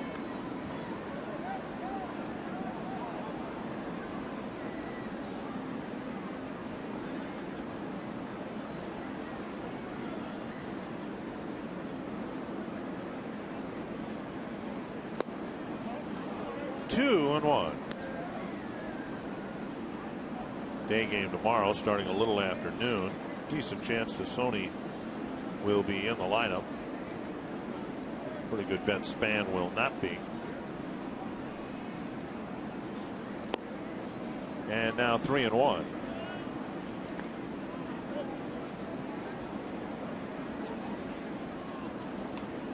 Blake Bevitt going for the Mariners. And Anthony Swarzak for the Twins. 3-1 to Tassone. And now 3-2.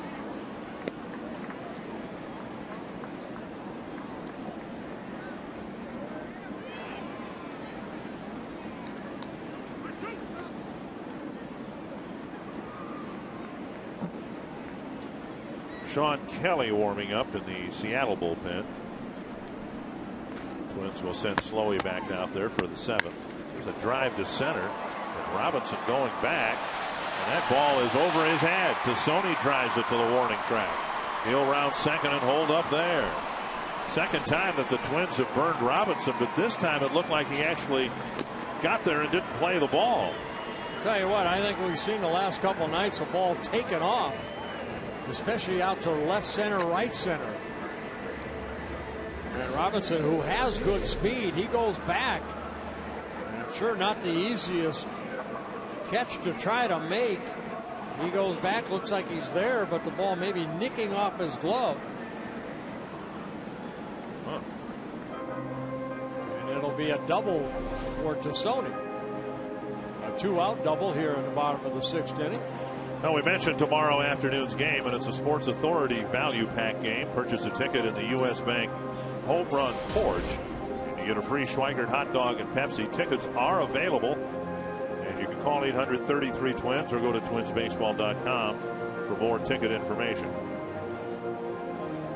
Well, some missed opportunities for the Twins here in the middle innings, to be sure. And in the 4th inning, with 2 in scoring position and 2 out, Revere hit a chopper to short.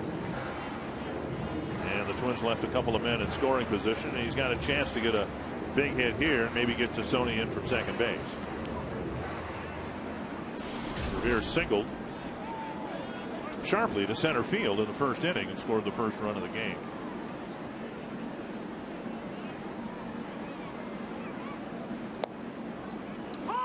And a strike.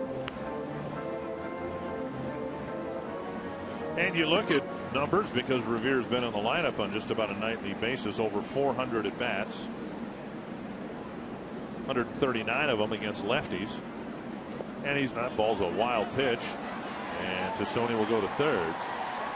And Revere's holding his own against lefties, hitting .259 against them. Just a few points lower than his average against righties. Well, breaking ball right here, and Olivo tries to knock it down, hit the heel of his glove, and then deflects to his left, and Tassone alertly gets over to third. Mariners got 3 2-out hits to tie the game, and now the Twins hoping for a pair of them to retake the lead.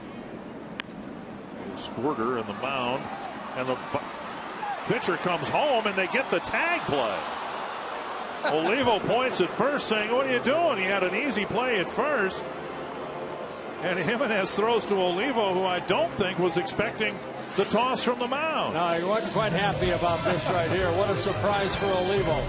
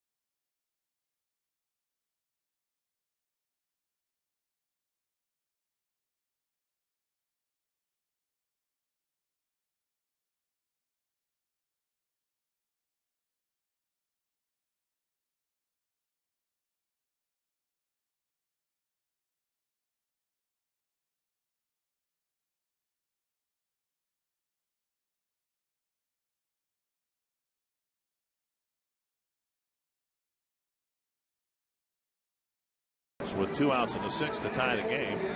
And now we go to the 7th inning. Justin Smoke, their designated hitter, will face Kevin Slowey. Now you can see the men left on base for the Twins, 9 so far. So they've had a chance to open up this ball game, but the Twins have not been able to get a big hit. Slowey has been able to get a strike one on 17 of the 22 first batters he's faced. And there's another strike one. 75 pitches now for Slowey. 55 have been strikes. Smoke and, held out of the lineup because of a groin pull. Drives one to right field. And Benson fields it on a hop. Smoke's aboard with a leadoff single in the 7th. Here's a Grand Casino story of the game. Well, in the first inning, Chris Parmelee, an RBI single. That scored Ben Revere for a Twins 1-0 lead. And then in the 4th inning, it was Joe Benson with an RBI double. But the Mariners, being no hit for 5 2/3 innings, put 3 hits together and ties the game at 2 apiece. Willie Pena running for the Mariners in the 7th inning at first base. They don't want Smoke to re-injure a little aggravated groin pull situation. And now here is Miguel Olivo taking a strike. Olivo 0 for 2, a foul pop to Valencia and a fly ball to center.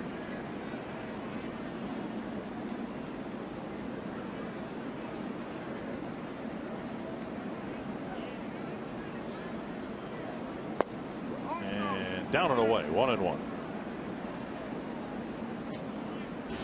Mariners trying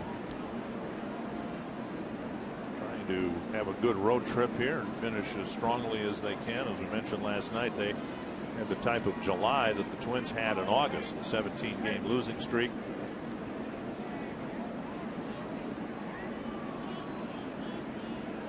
Just Slowey's 78th pitch.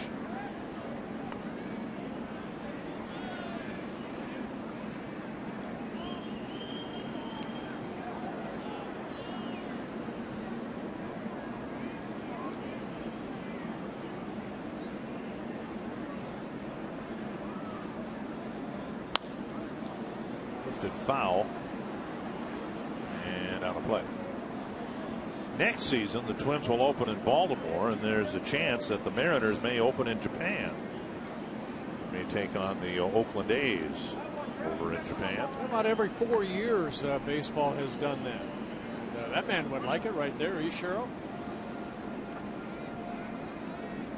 1-2.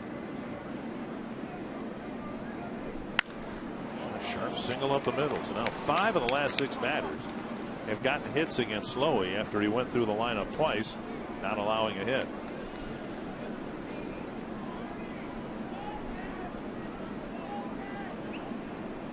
And that'll bring up Adam Kennedy.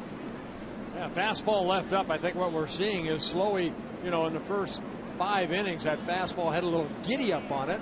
He got a lot of pop-ups. And right now, late in the ball game, got to get that ball down. He's only had 2 ground ball outs so far. And that fastball up doesn't have that extra little zip on it anymore. The Mariners are teeing off on it. Kennedy with a line out to center and a fly ball to center. There's a bunt. Slowey will throw to first. The sacrifice complete. We saw the veteran Kennedy succeed in doing what Ben Revere could not do in the 9th inning last night. Now Revere ended up getting a base hit, but he squared to bunt the ball and then just tapped it into play. Yeah, Ben Revere just kind of turned his bat and his body on it, where Kennedy opened up. I mean, he basically opened his body up and said, I'm just going to lay it down softly, which he was able to do. So a good bunt right there by Adam Kennedy.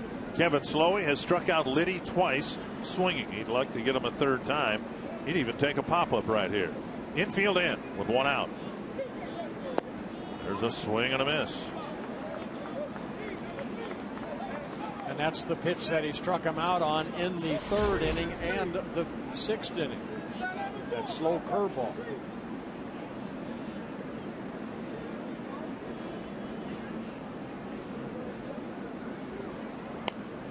Nubbed foul. Another breaking pitch. 2 strikes. Liddy going back to get a new bat. Must have hit that right off the end and chipped the end out.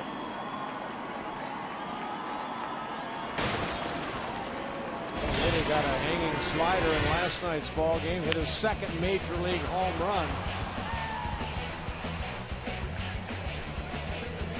That was the last pitch Liam Hendriks threw. I thought Liam pitched very well last night. Made that one mistake. Struggled in the 1st inning, gave up a couple runs, and then the 2-run home run late in the ball game. 2 strikes to Liddy. Got him on 3 pitches, 2 down. That's strikeout number 6. for Kevin Slowey, getting Liddy for the third time. Good fastball, great location. So now Trayvon Robinson in the infield back at standard depth as Slowey tries to pitch out of this 7th inning jam.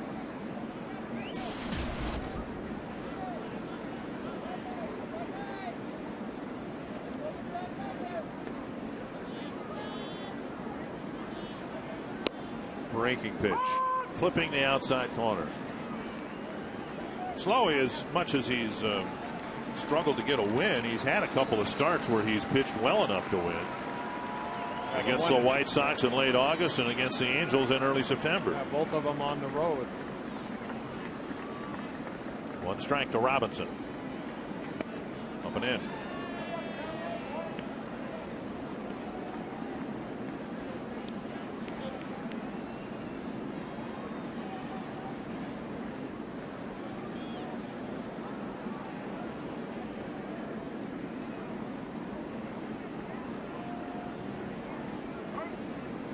Rivera to the mound to make sure.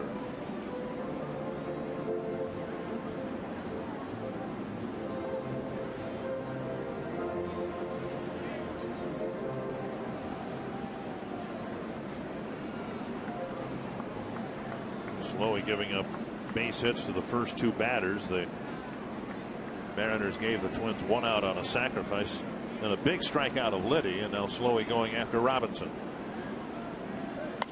To right field and down for a hit. It's going to score 1 run. Benson's throw coming through, and the Mariners take a 4-2 lead.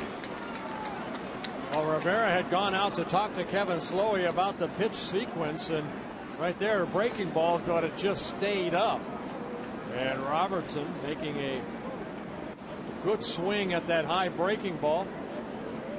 Knocks in a couple runs.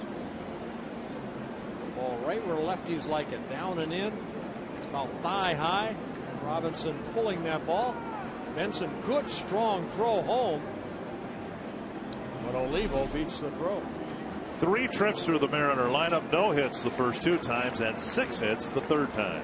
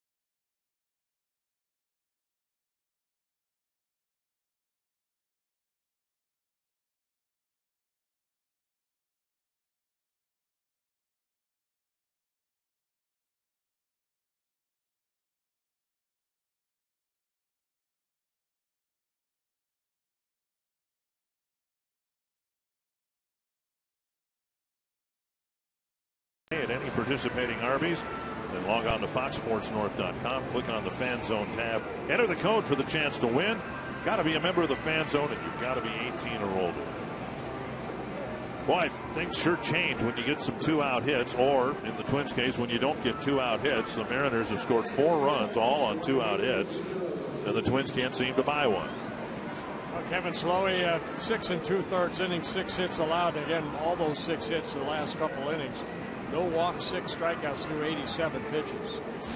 DeMontre coming in to pitch to Suzuki. Yeah, 43rd relief appearance. Not always the best opportunity to come in and have to face a guy like this, Suzuki. Suzuki broke up the no-hitter of Kevin Slowey with 2 outs in the 6th inning with an infield base hit.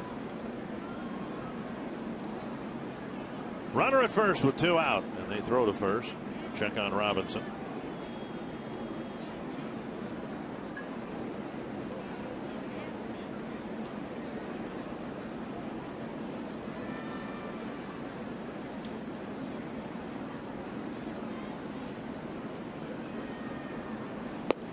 Fastball that hits the corner, strike 1. Angels beat the Blue Jays 7-2, putting a little more heat on the Red Sox, who lost tonight 6-4 to the Orioles. Tampa Bay lost the first of 2 to the Yankees. They're tied at 2 late in the 2nd game. So the wild card standings in the American League, and it was a foregone conclusion that the Red Sox would be there. And right now, the Angels are just 2.5 games behind the Red Sox. And the Rays, if they can somehow win that game, 2nd game in New York, will be just a game and a half back. There's a drive to right center field, and Benson dives for it. And the ball gets by him, and Robinson's going to round third and score another run. Ichiro with a double, and Benson tried for a diving catch in a very risky situation. Yeah, there's another young mistake right there. You know, there's no way that he should have to dive for that ball. You got to let that ball play in front of you right there. Got to know the situation. 2 outs. The ball by Ichiro lined into right center, and Benson play it on that first hop instead. He tries to be a hero and make a great catch. Instead, the ball bouncing over his glove, and that allows Robinson to score from first base. So another 2-out hit. And it's a 3-run inning here in the 7th. Kyle Seager backed up Ichiro's infield hit on the very next pitch, driving a double off the warning track in left center field. That got the Mariners on the board, and then shortly after that, Ackley doubled to tie the game. And now 3 runs here in the top of the 7th for Seattle.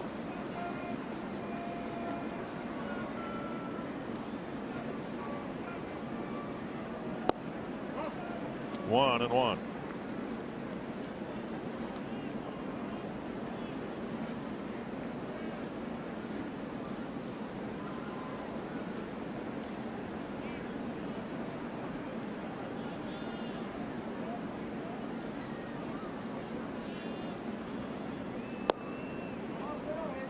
Two and one.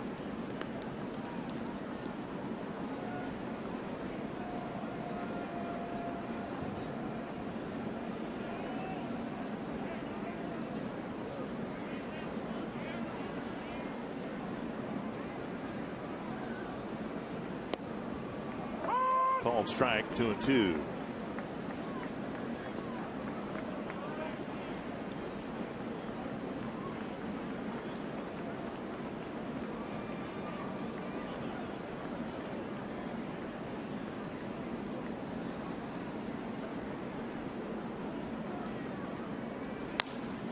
Bouncer to second.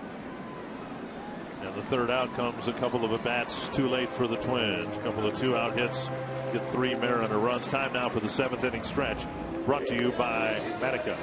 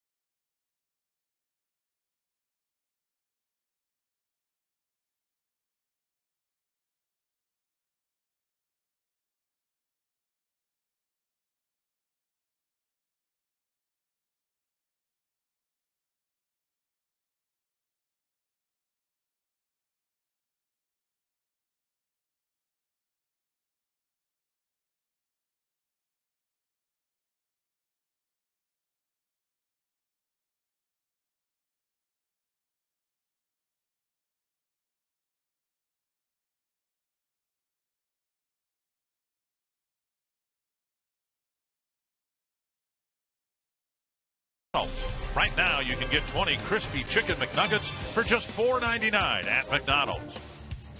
And by CenturyLink. Quest is now CenturyLink. Visit CenturyLink.com to learn more. 5-2 Seattle, with the Mariners scoring 5 unanswered runs. Twins will try to answer back with the 3, 4, and 5 batters due up here in the bottom of the 7th.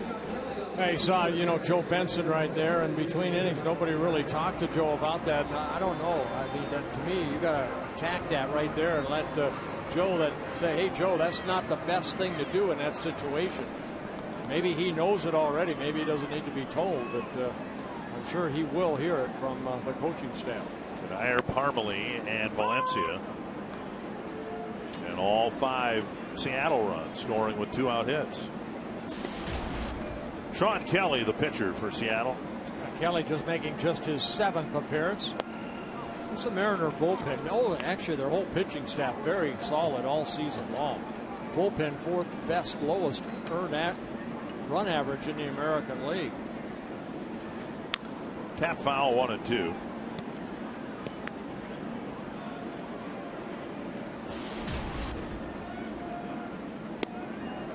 Two singles for Kadire.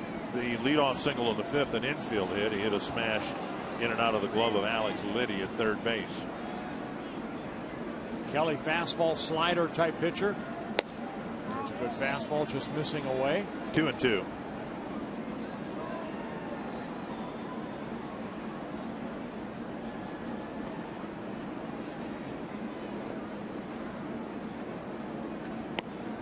Fastball gets him, 1 away. We'll bring up Parmelee, who's reached all 3 times here tonight. Pepsi Max in-game box score, and Twins with enough hits. They've actually out-hit the Mariners 9-7. Yeah, 9 hits in a ball game, but they've left 9 men on, where the Seattle Mariners have left only 3 men on.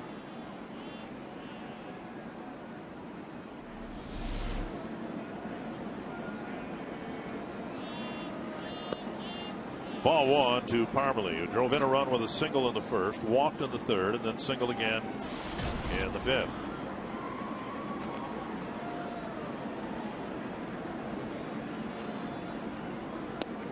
One and one.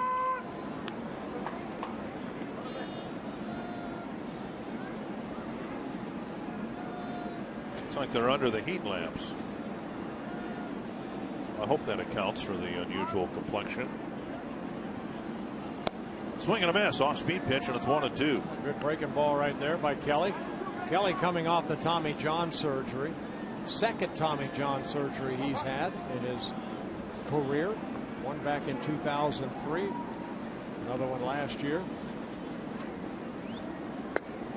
And Parmelee strikes out, 2 down.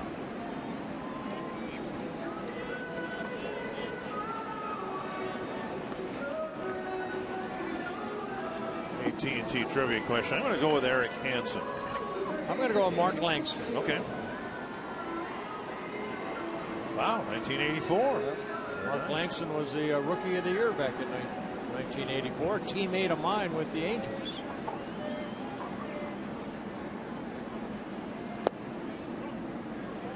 Boy, he had a good curveball, Mark Langston. Very good curveball. Left-handed pitcher.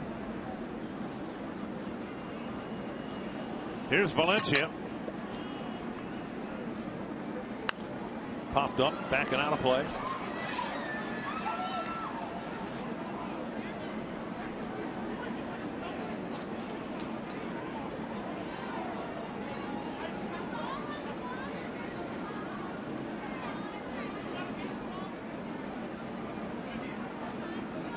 One and one.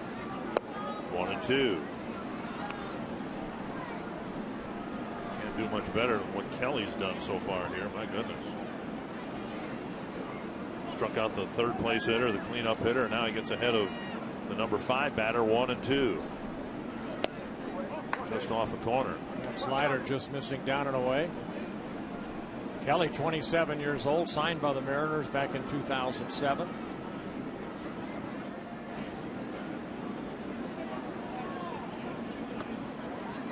And now 3-2 with Plouffe on deck.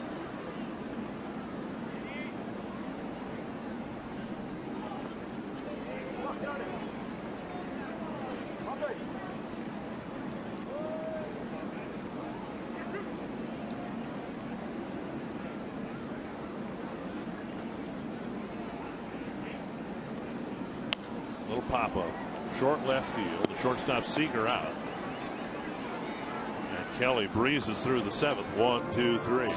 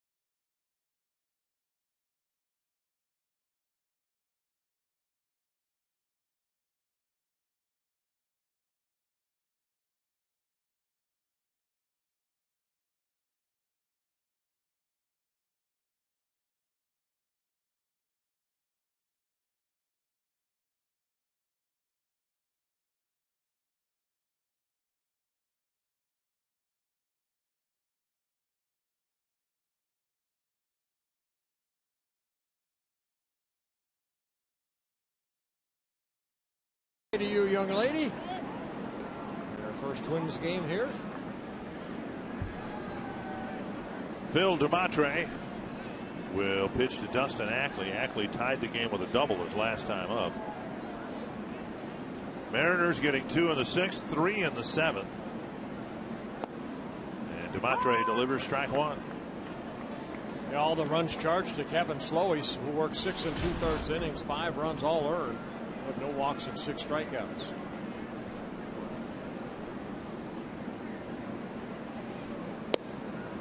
And a fastball at the knees, 0-2.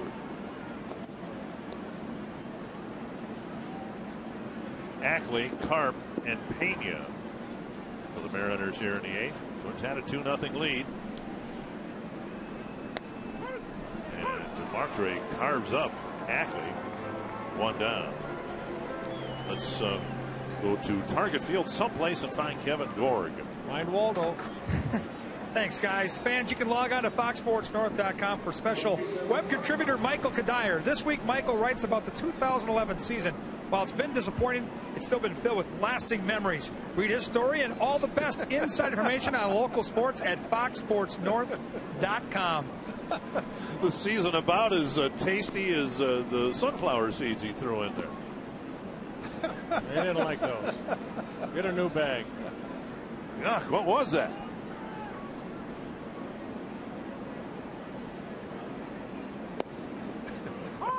One and one. I mentioned earlier in this ballgame, Mike Carp last night, 5 for 5, a 5-hit night. Also, Eric Hosmer of the Kansas City Royals had 5 hits. Yeah. And they say that that's the first time 2 rookies have had 5-hit nights in baseball history. Got it. Rivera got crossed up there. Got hit in the mask. Heavy looking slider. Take a look at this pitch right here.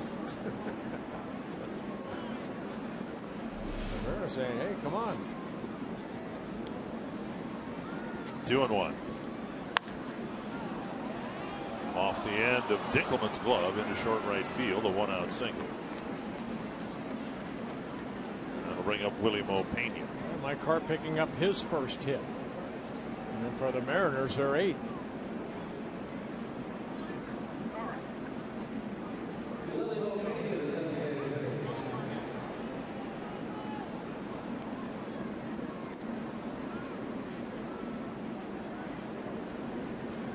Gardenhire coming out. A pitching change. A pitching change with Pena coming to the plate and 1 out in the 8th.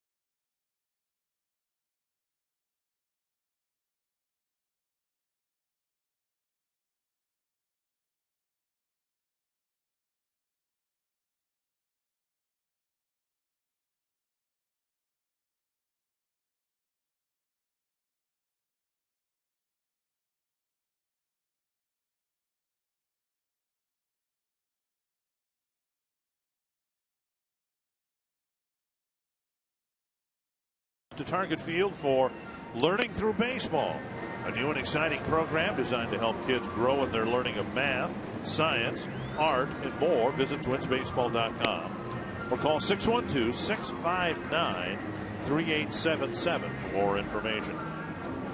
Alex Burnett coming out of the bullpen, replacing Phil DeMontre here in the top of the 8th inning with 1 out. Burnett making his 65th relief appearance.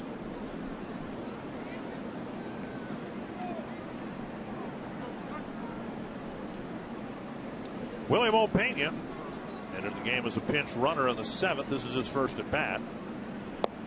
Swing and a miss, 1 strike.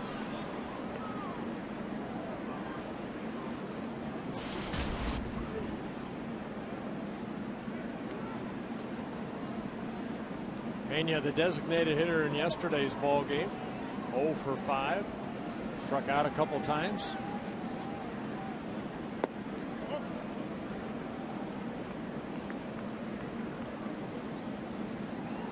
One and 1. Scott Baker warming up now in the Twins bullpen.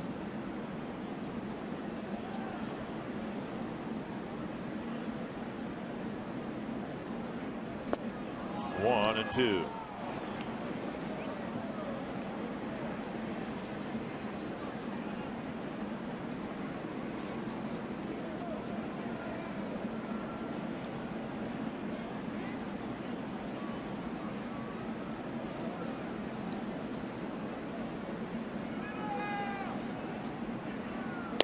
Right down the middle, 2 down. So Burnett strikes out Pena. Now they'll go after Oliva. Had to be looking for a slider away, and Burnett just challenges him with a fastball and gets a strikeout.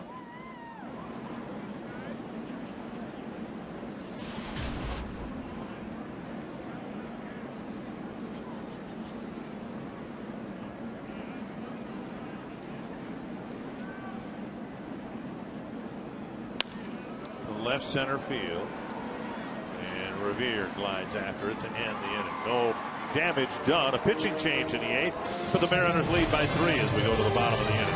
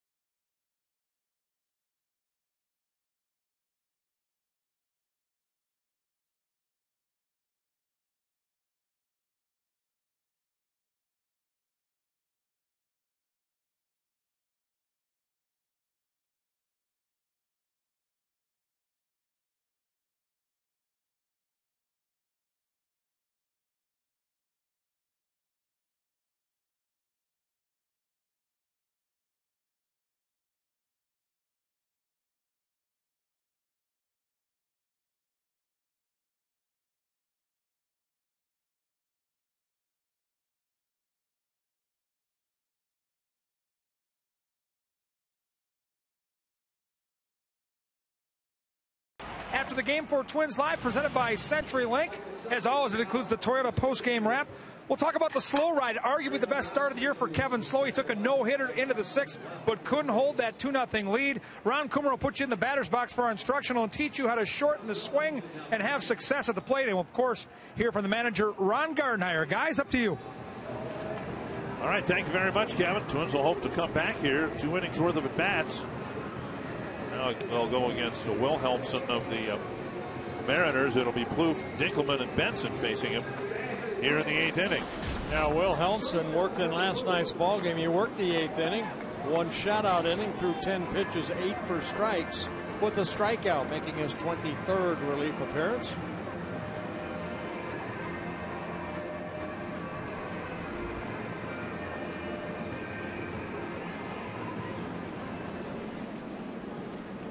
Plouffe in the pivotal at bat of the game, perhaps. The Twins had a 2-0 lead. Bases loaded, nobody out in the 5th. And Plouffe ended up hitting a 1-hopper back to the mound, a 1-2-3 double play. Took the steam out of a rally in the 5th, and then in the 6th, the Mariners tied it and haven't looked back since. 1-1 to Plouffe, leading off the 8th. Popped up, foul, and out of play.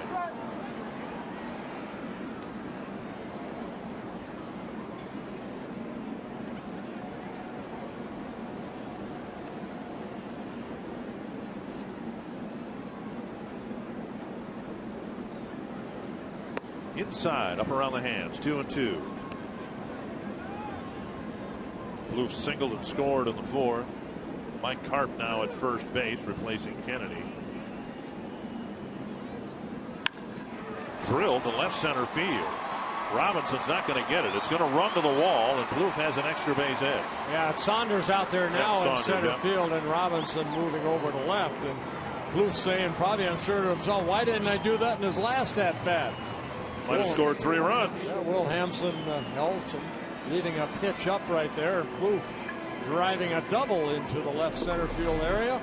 His 16th double of the year.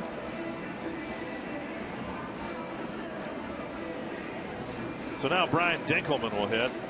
Twins hoping to do something with the leadoff double here.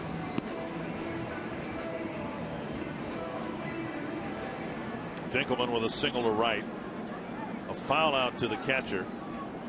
And then he hit a little number in front of the plate thrown out by Olivo to officially end the threat. Fouled away, 1 strike.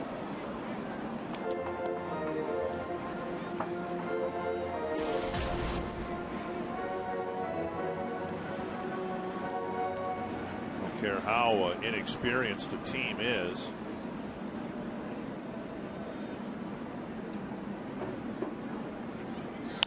A drive to center. Dinkelman with another hit. Plouffe will round third and come home.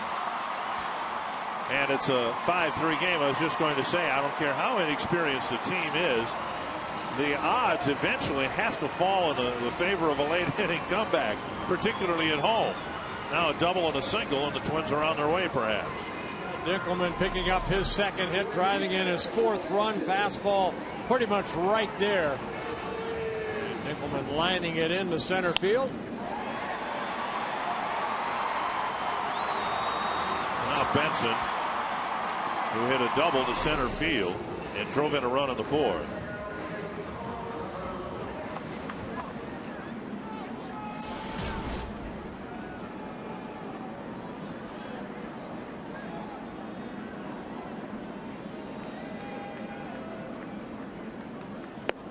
Big swing and a miss at a high fastball.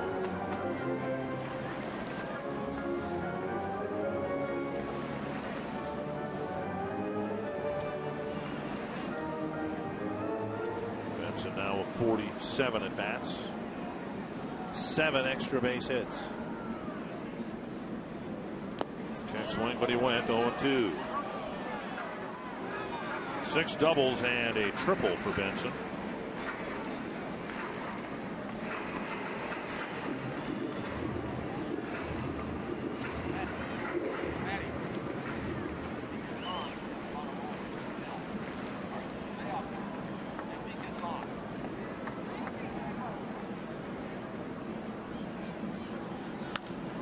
Big pop-up left side.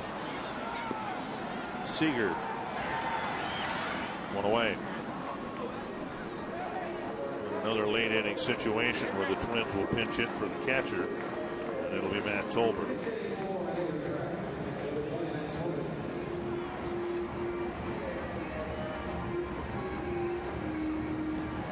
Rene Rivera had gone 0 for 3, or for 2 rather, a walk and a pair of strikeouts. Tolbert 1 for 4 as a pinch hitter, and that one hit coming about a week ago here, a double. Gets away from Olivo, and Dinkelman will go to second base. The Twins trying to get at least one more here in the 8th, and another wild pitch by the Mariners might help. Yeah, the 4th wild pitch here tonight for the pitching staff for the Mariners.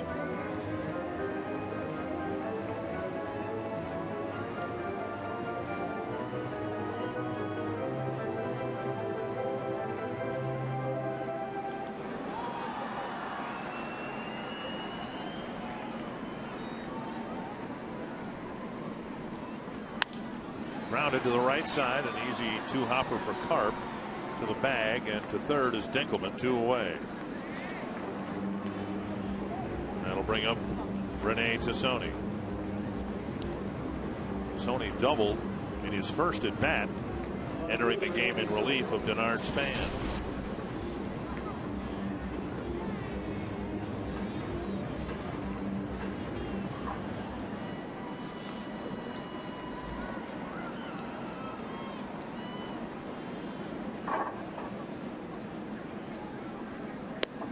Strike on the outside corner. Sony with a little pop in his bat, 3 home runs and 148 at bats.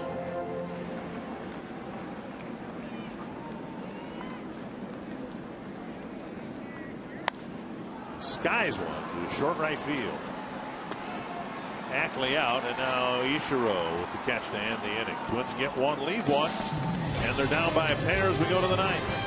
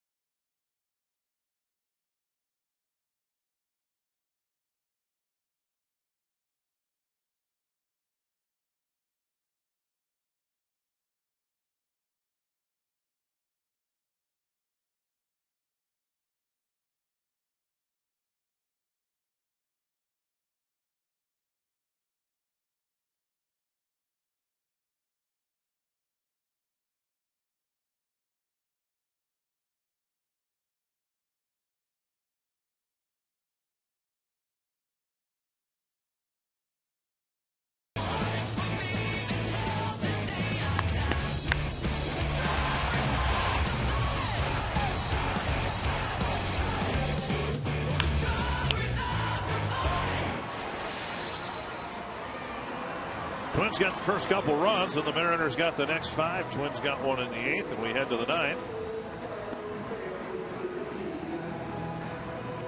And Scott Baker will pitch for the Twins one by one. The regular players, some of them anyway, returning, and Baker gets a chance to pitch out of the pen. Yeah, the 21 starts for Scott Baker on the year, 8 wins, 6 losses, very good ERA.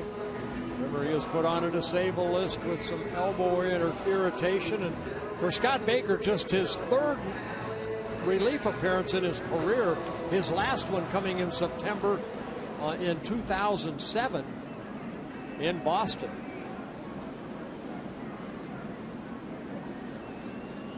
So he will face the bottom third of the Seattle lineup with Drew Butera catching.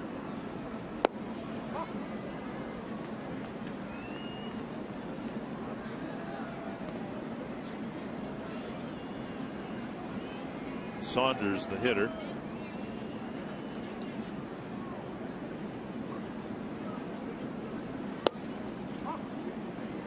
Two-0. Yeah, Twins were thinking about just shutting Scott Baker down altogether for the season, but he wanted to get out there again and make sure that that elbow is feeling a lot better. He says it is. It's a nice relief appearance for Baker. Good fastball away.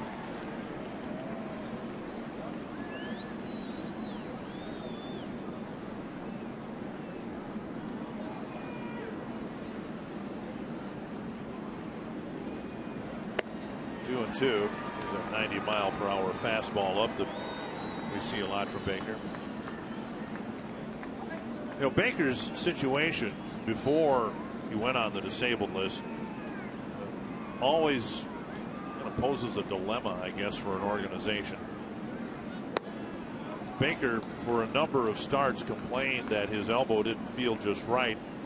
He was willing to pitch through the pain as long as it didn't risk further injury. And after about the third or fourth time, the Twins said, well, what are we doing here? It's a drive to right center field, and Revere chasing it. And chasing it down!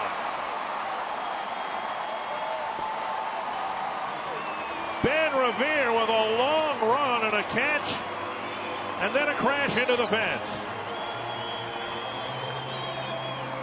Well, a lot of fans on their feet. And again, that ball in center field seems to just keep drifting away from the outfielders. Saunders hits this ball sharply. Well, watch Ben Revere, how far he has to go for this ball. And right on the warning track, makes a catch and then runs into the wall. Straight up in the air and out of play. Take another look. Ben Revere chasing it. Knew the wall was close by. Made the catch. And then banged into it.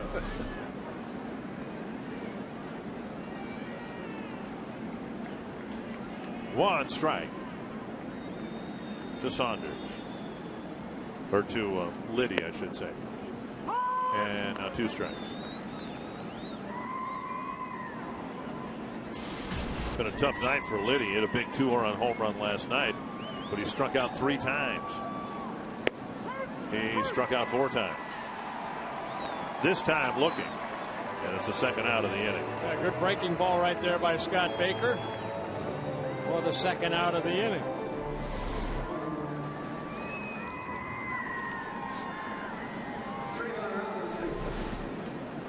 Anyway, the dilemma, just being on the outside looking in, you hear it from time to time, and an athlete has to know the difference between being hurt and being injured.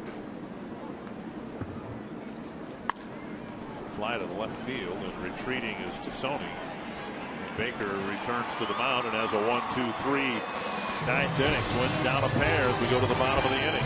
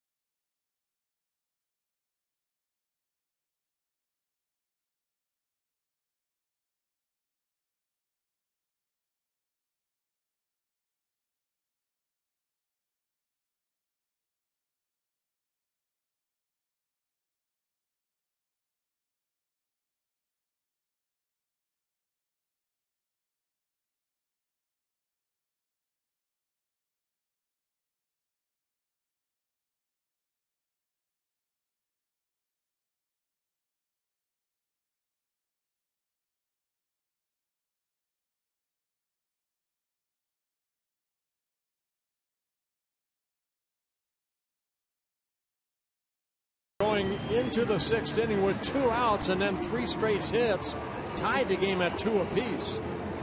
And the Mariners added 3 in the 7th inning. Brandon League, who picked up a save in last night's victory over the Twins, looking for his 36th save of the year. Wasn't the prettiest save, but he got through it. Bases loaded, nobody out, and somehow he worked out of it. In that 9th inning, Ben Revere was asked to bunt, and on 2 occasions he jabbed one foul, and then ended up getting a base hit to fill the bases.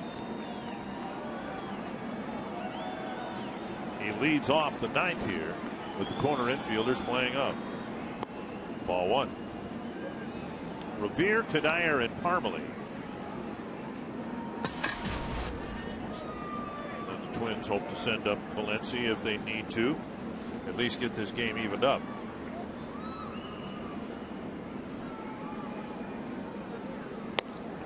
One and one. Good night at the plate for Revere, in that he singled his first time up. Yeah, League last night gave up a couple hits. The first 2 batters he faced, threw 18 pitches, 12 for strikes. Tapper to the right side. Ackley has it. Revere retired, 1 away.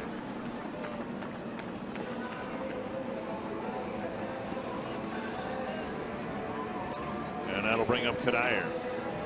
Cuddyer again took it on himself last night in the 9th inning. Bases loaded, nobody out. And he's the most experienced hitter the Twins have. And League teased him with breaking pitches away and struck him out.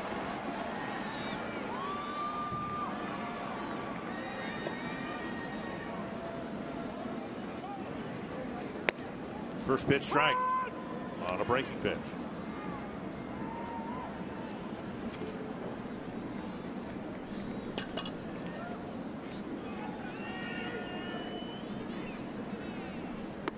One and one. I'm saying in the 8th inning, it's just the sheer odds would lead you to believe that the Twins are due to come back late and win a ball game. They have not had much in the way of 9th inning heroics this year at Target Field. Down low, and it's 2-1.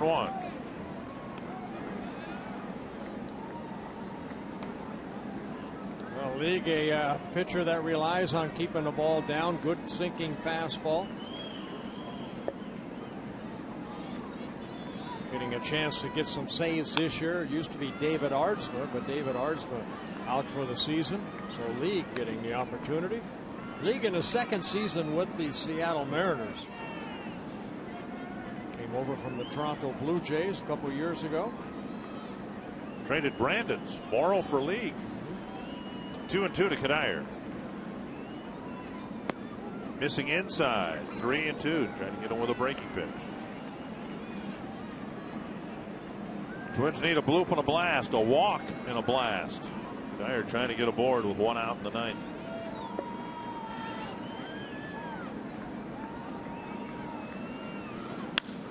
There's a liner to left, and Cuddyer's aboard. His 3rd hit of the night. And that will bring Parmelee to the plate as a tying run. And Chris Parmelee tonight with a pair of singles and a walk and an RBI. Yeah, an RBI single, that coming in the 1st inning, then a walk in the 3rd, and another single in the 5th.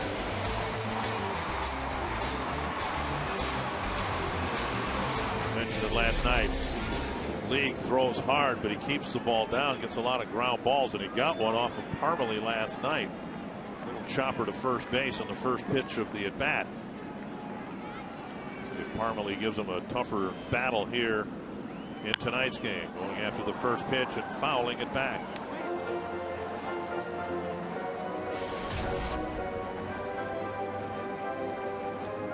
.400 with some power. You know what I like, what I've seen from Parmelee, he's up there, he's ready to swing at that first pitch. He doesn't want to fall behind it. You're going to challenge me with a fastball, I'm going to put a good swing on it. Down the left field line into the seats, 2 strikes.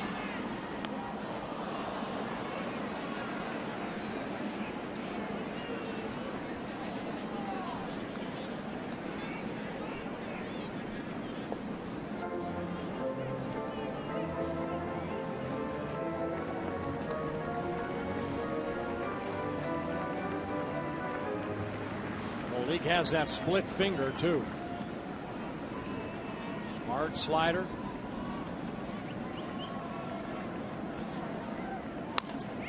Base hit right field. Parmelee's third of the night. Cuddyer to third. And behind 0-2, Parmelee delivers, hooking a single into the corner. Ray continues to swing the bat. League ahead in the count. Might have been the splitter that Parmelee just hit sharply into right field. Luke Hughes pinch running for Parmelee. Yeah, looked like a split finger right there. Parmelee waiting back and then pulling this ball. Harp holding on Cuddyer, so that ball gets into right field. And Cuddyer scoots over to third. Another great night at the plate for Chris Parmelee. Danny Valencia ended the game with a ground ball to the third baseman. Twins hoping to use Hughes' speed. Maybe Valencia can get a gapper to tie this game get this game tied up. Down the middle, strike one. Hitless, 0 for 3 with a walk.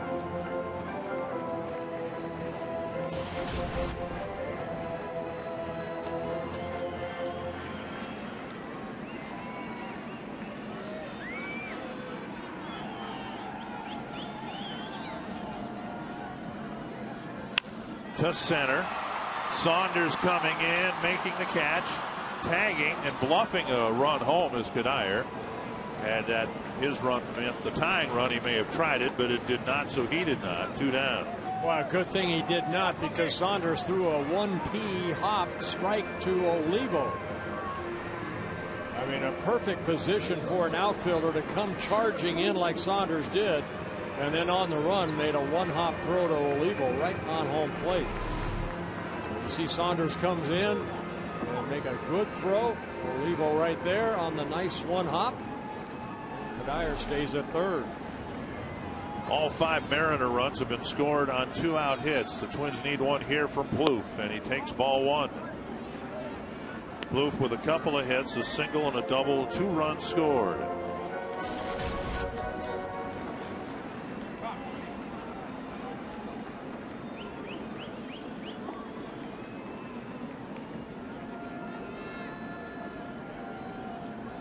Up the middle and through. A base hit. Cuddyer scores.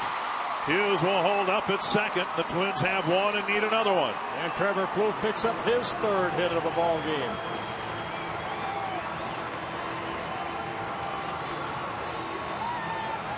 Three singles in the inning. And Brian Dinkelman to the plate. He's got a pair of singles already tonight, needing one more. Fastball right back up the middle. Trevor Plouffe picking up an RBI as Cuddyer makes it a 5-4 game.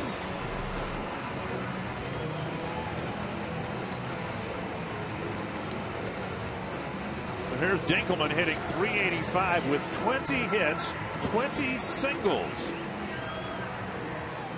And 2 of those singles here tonight. Drove in a run with one in his last at bat.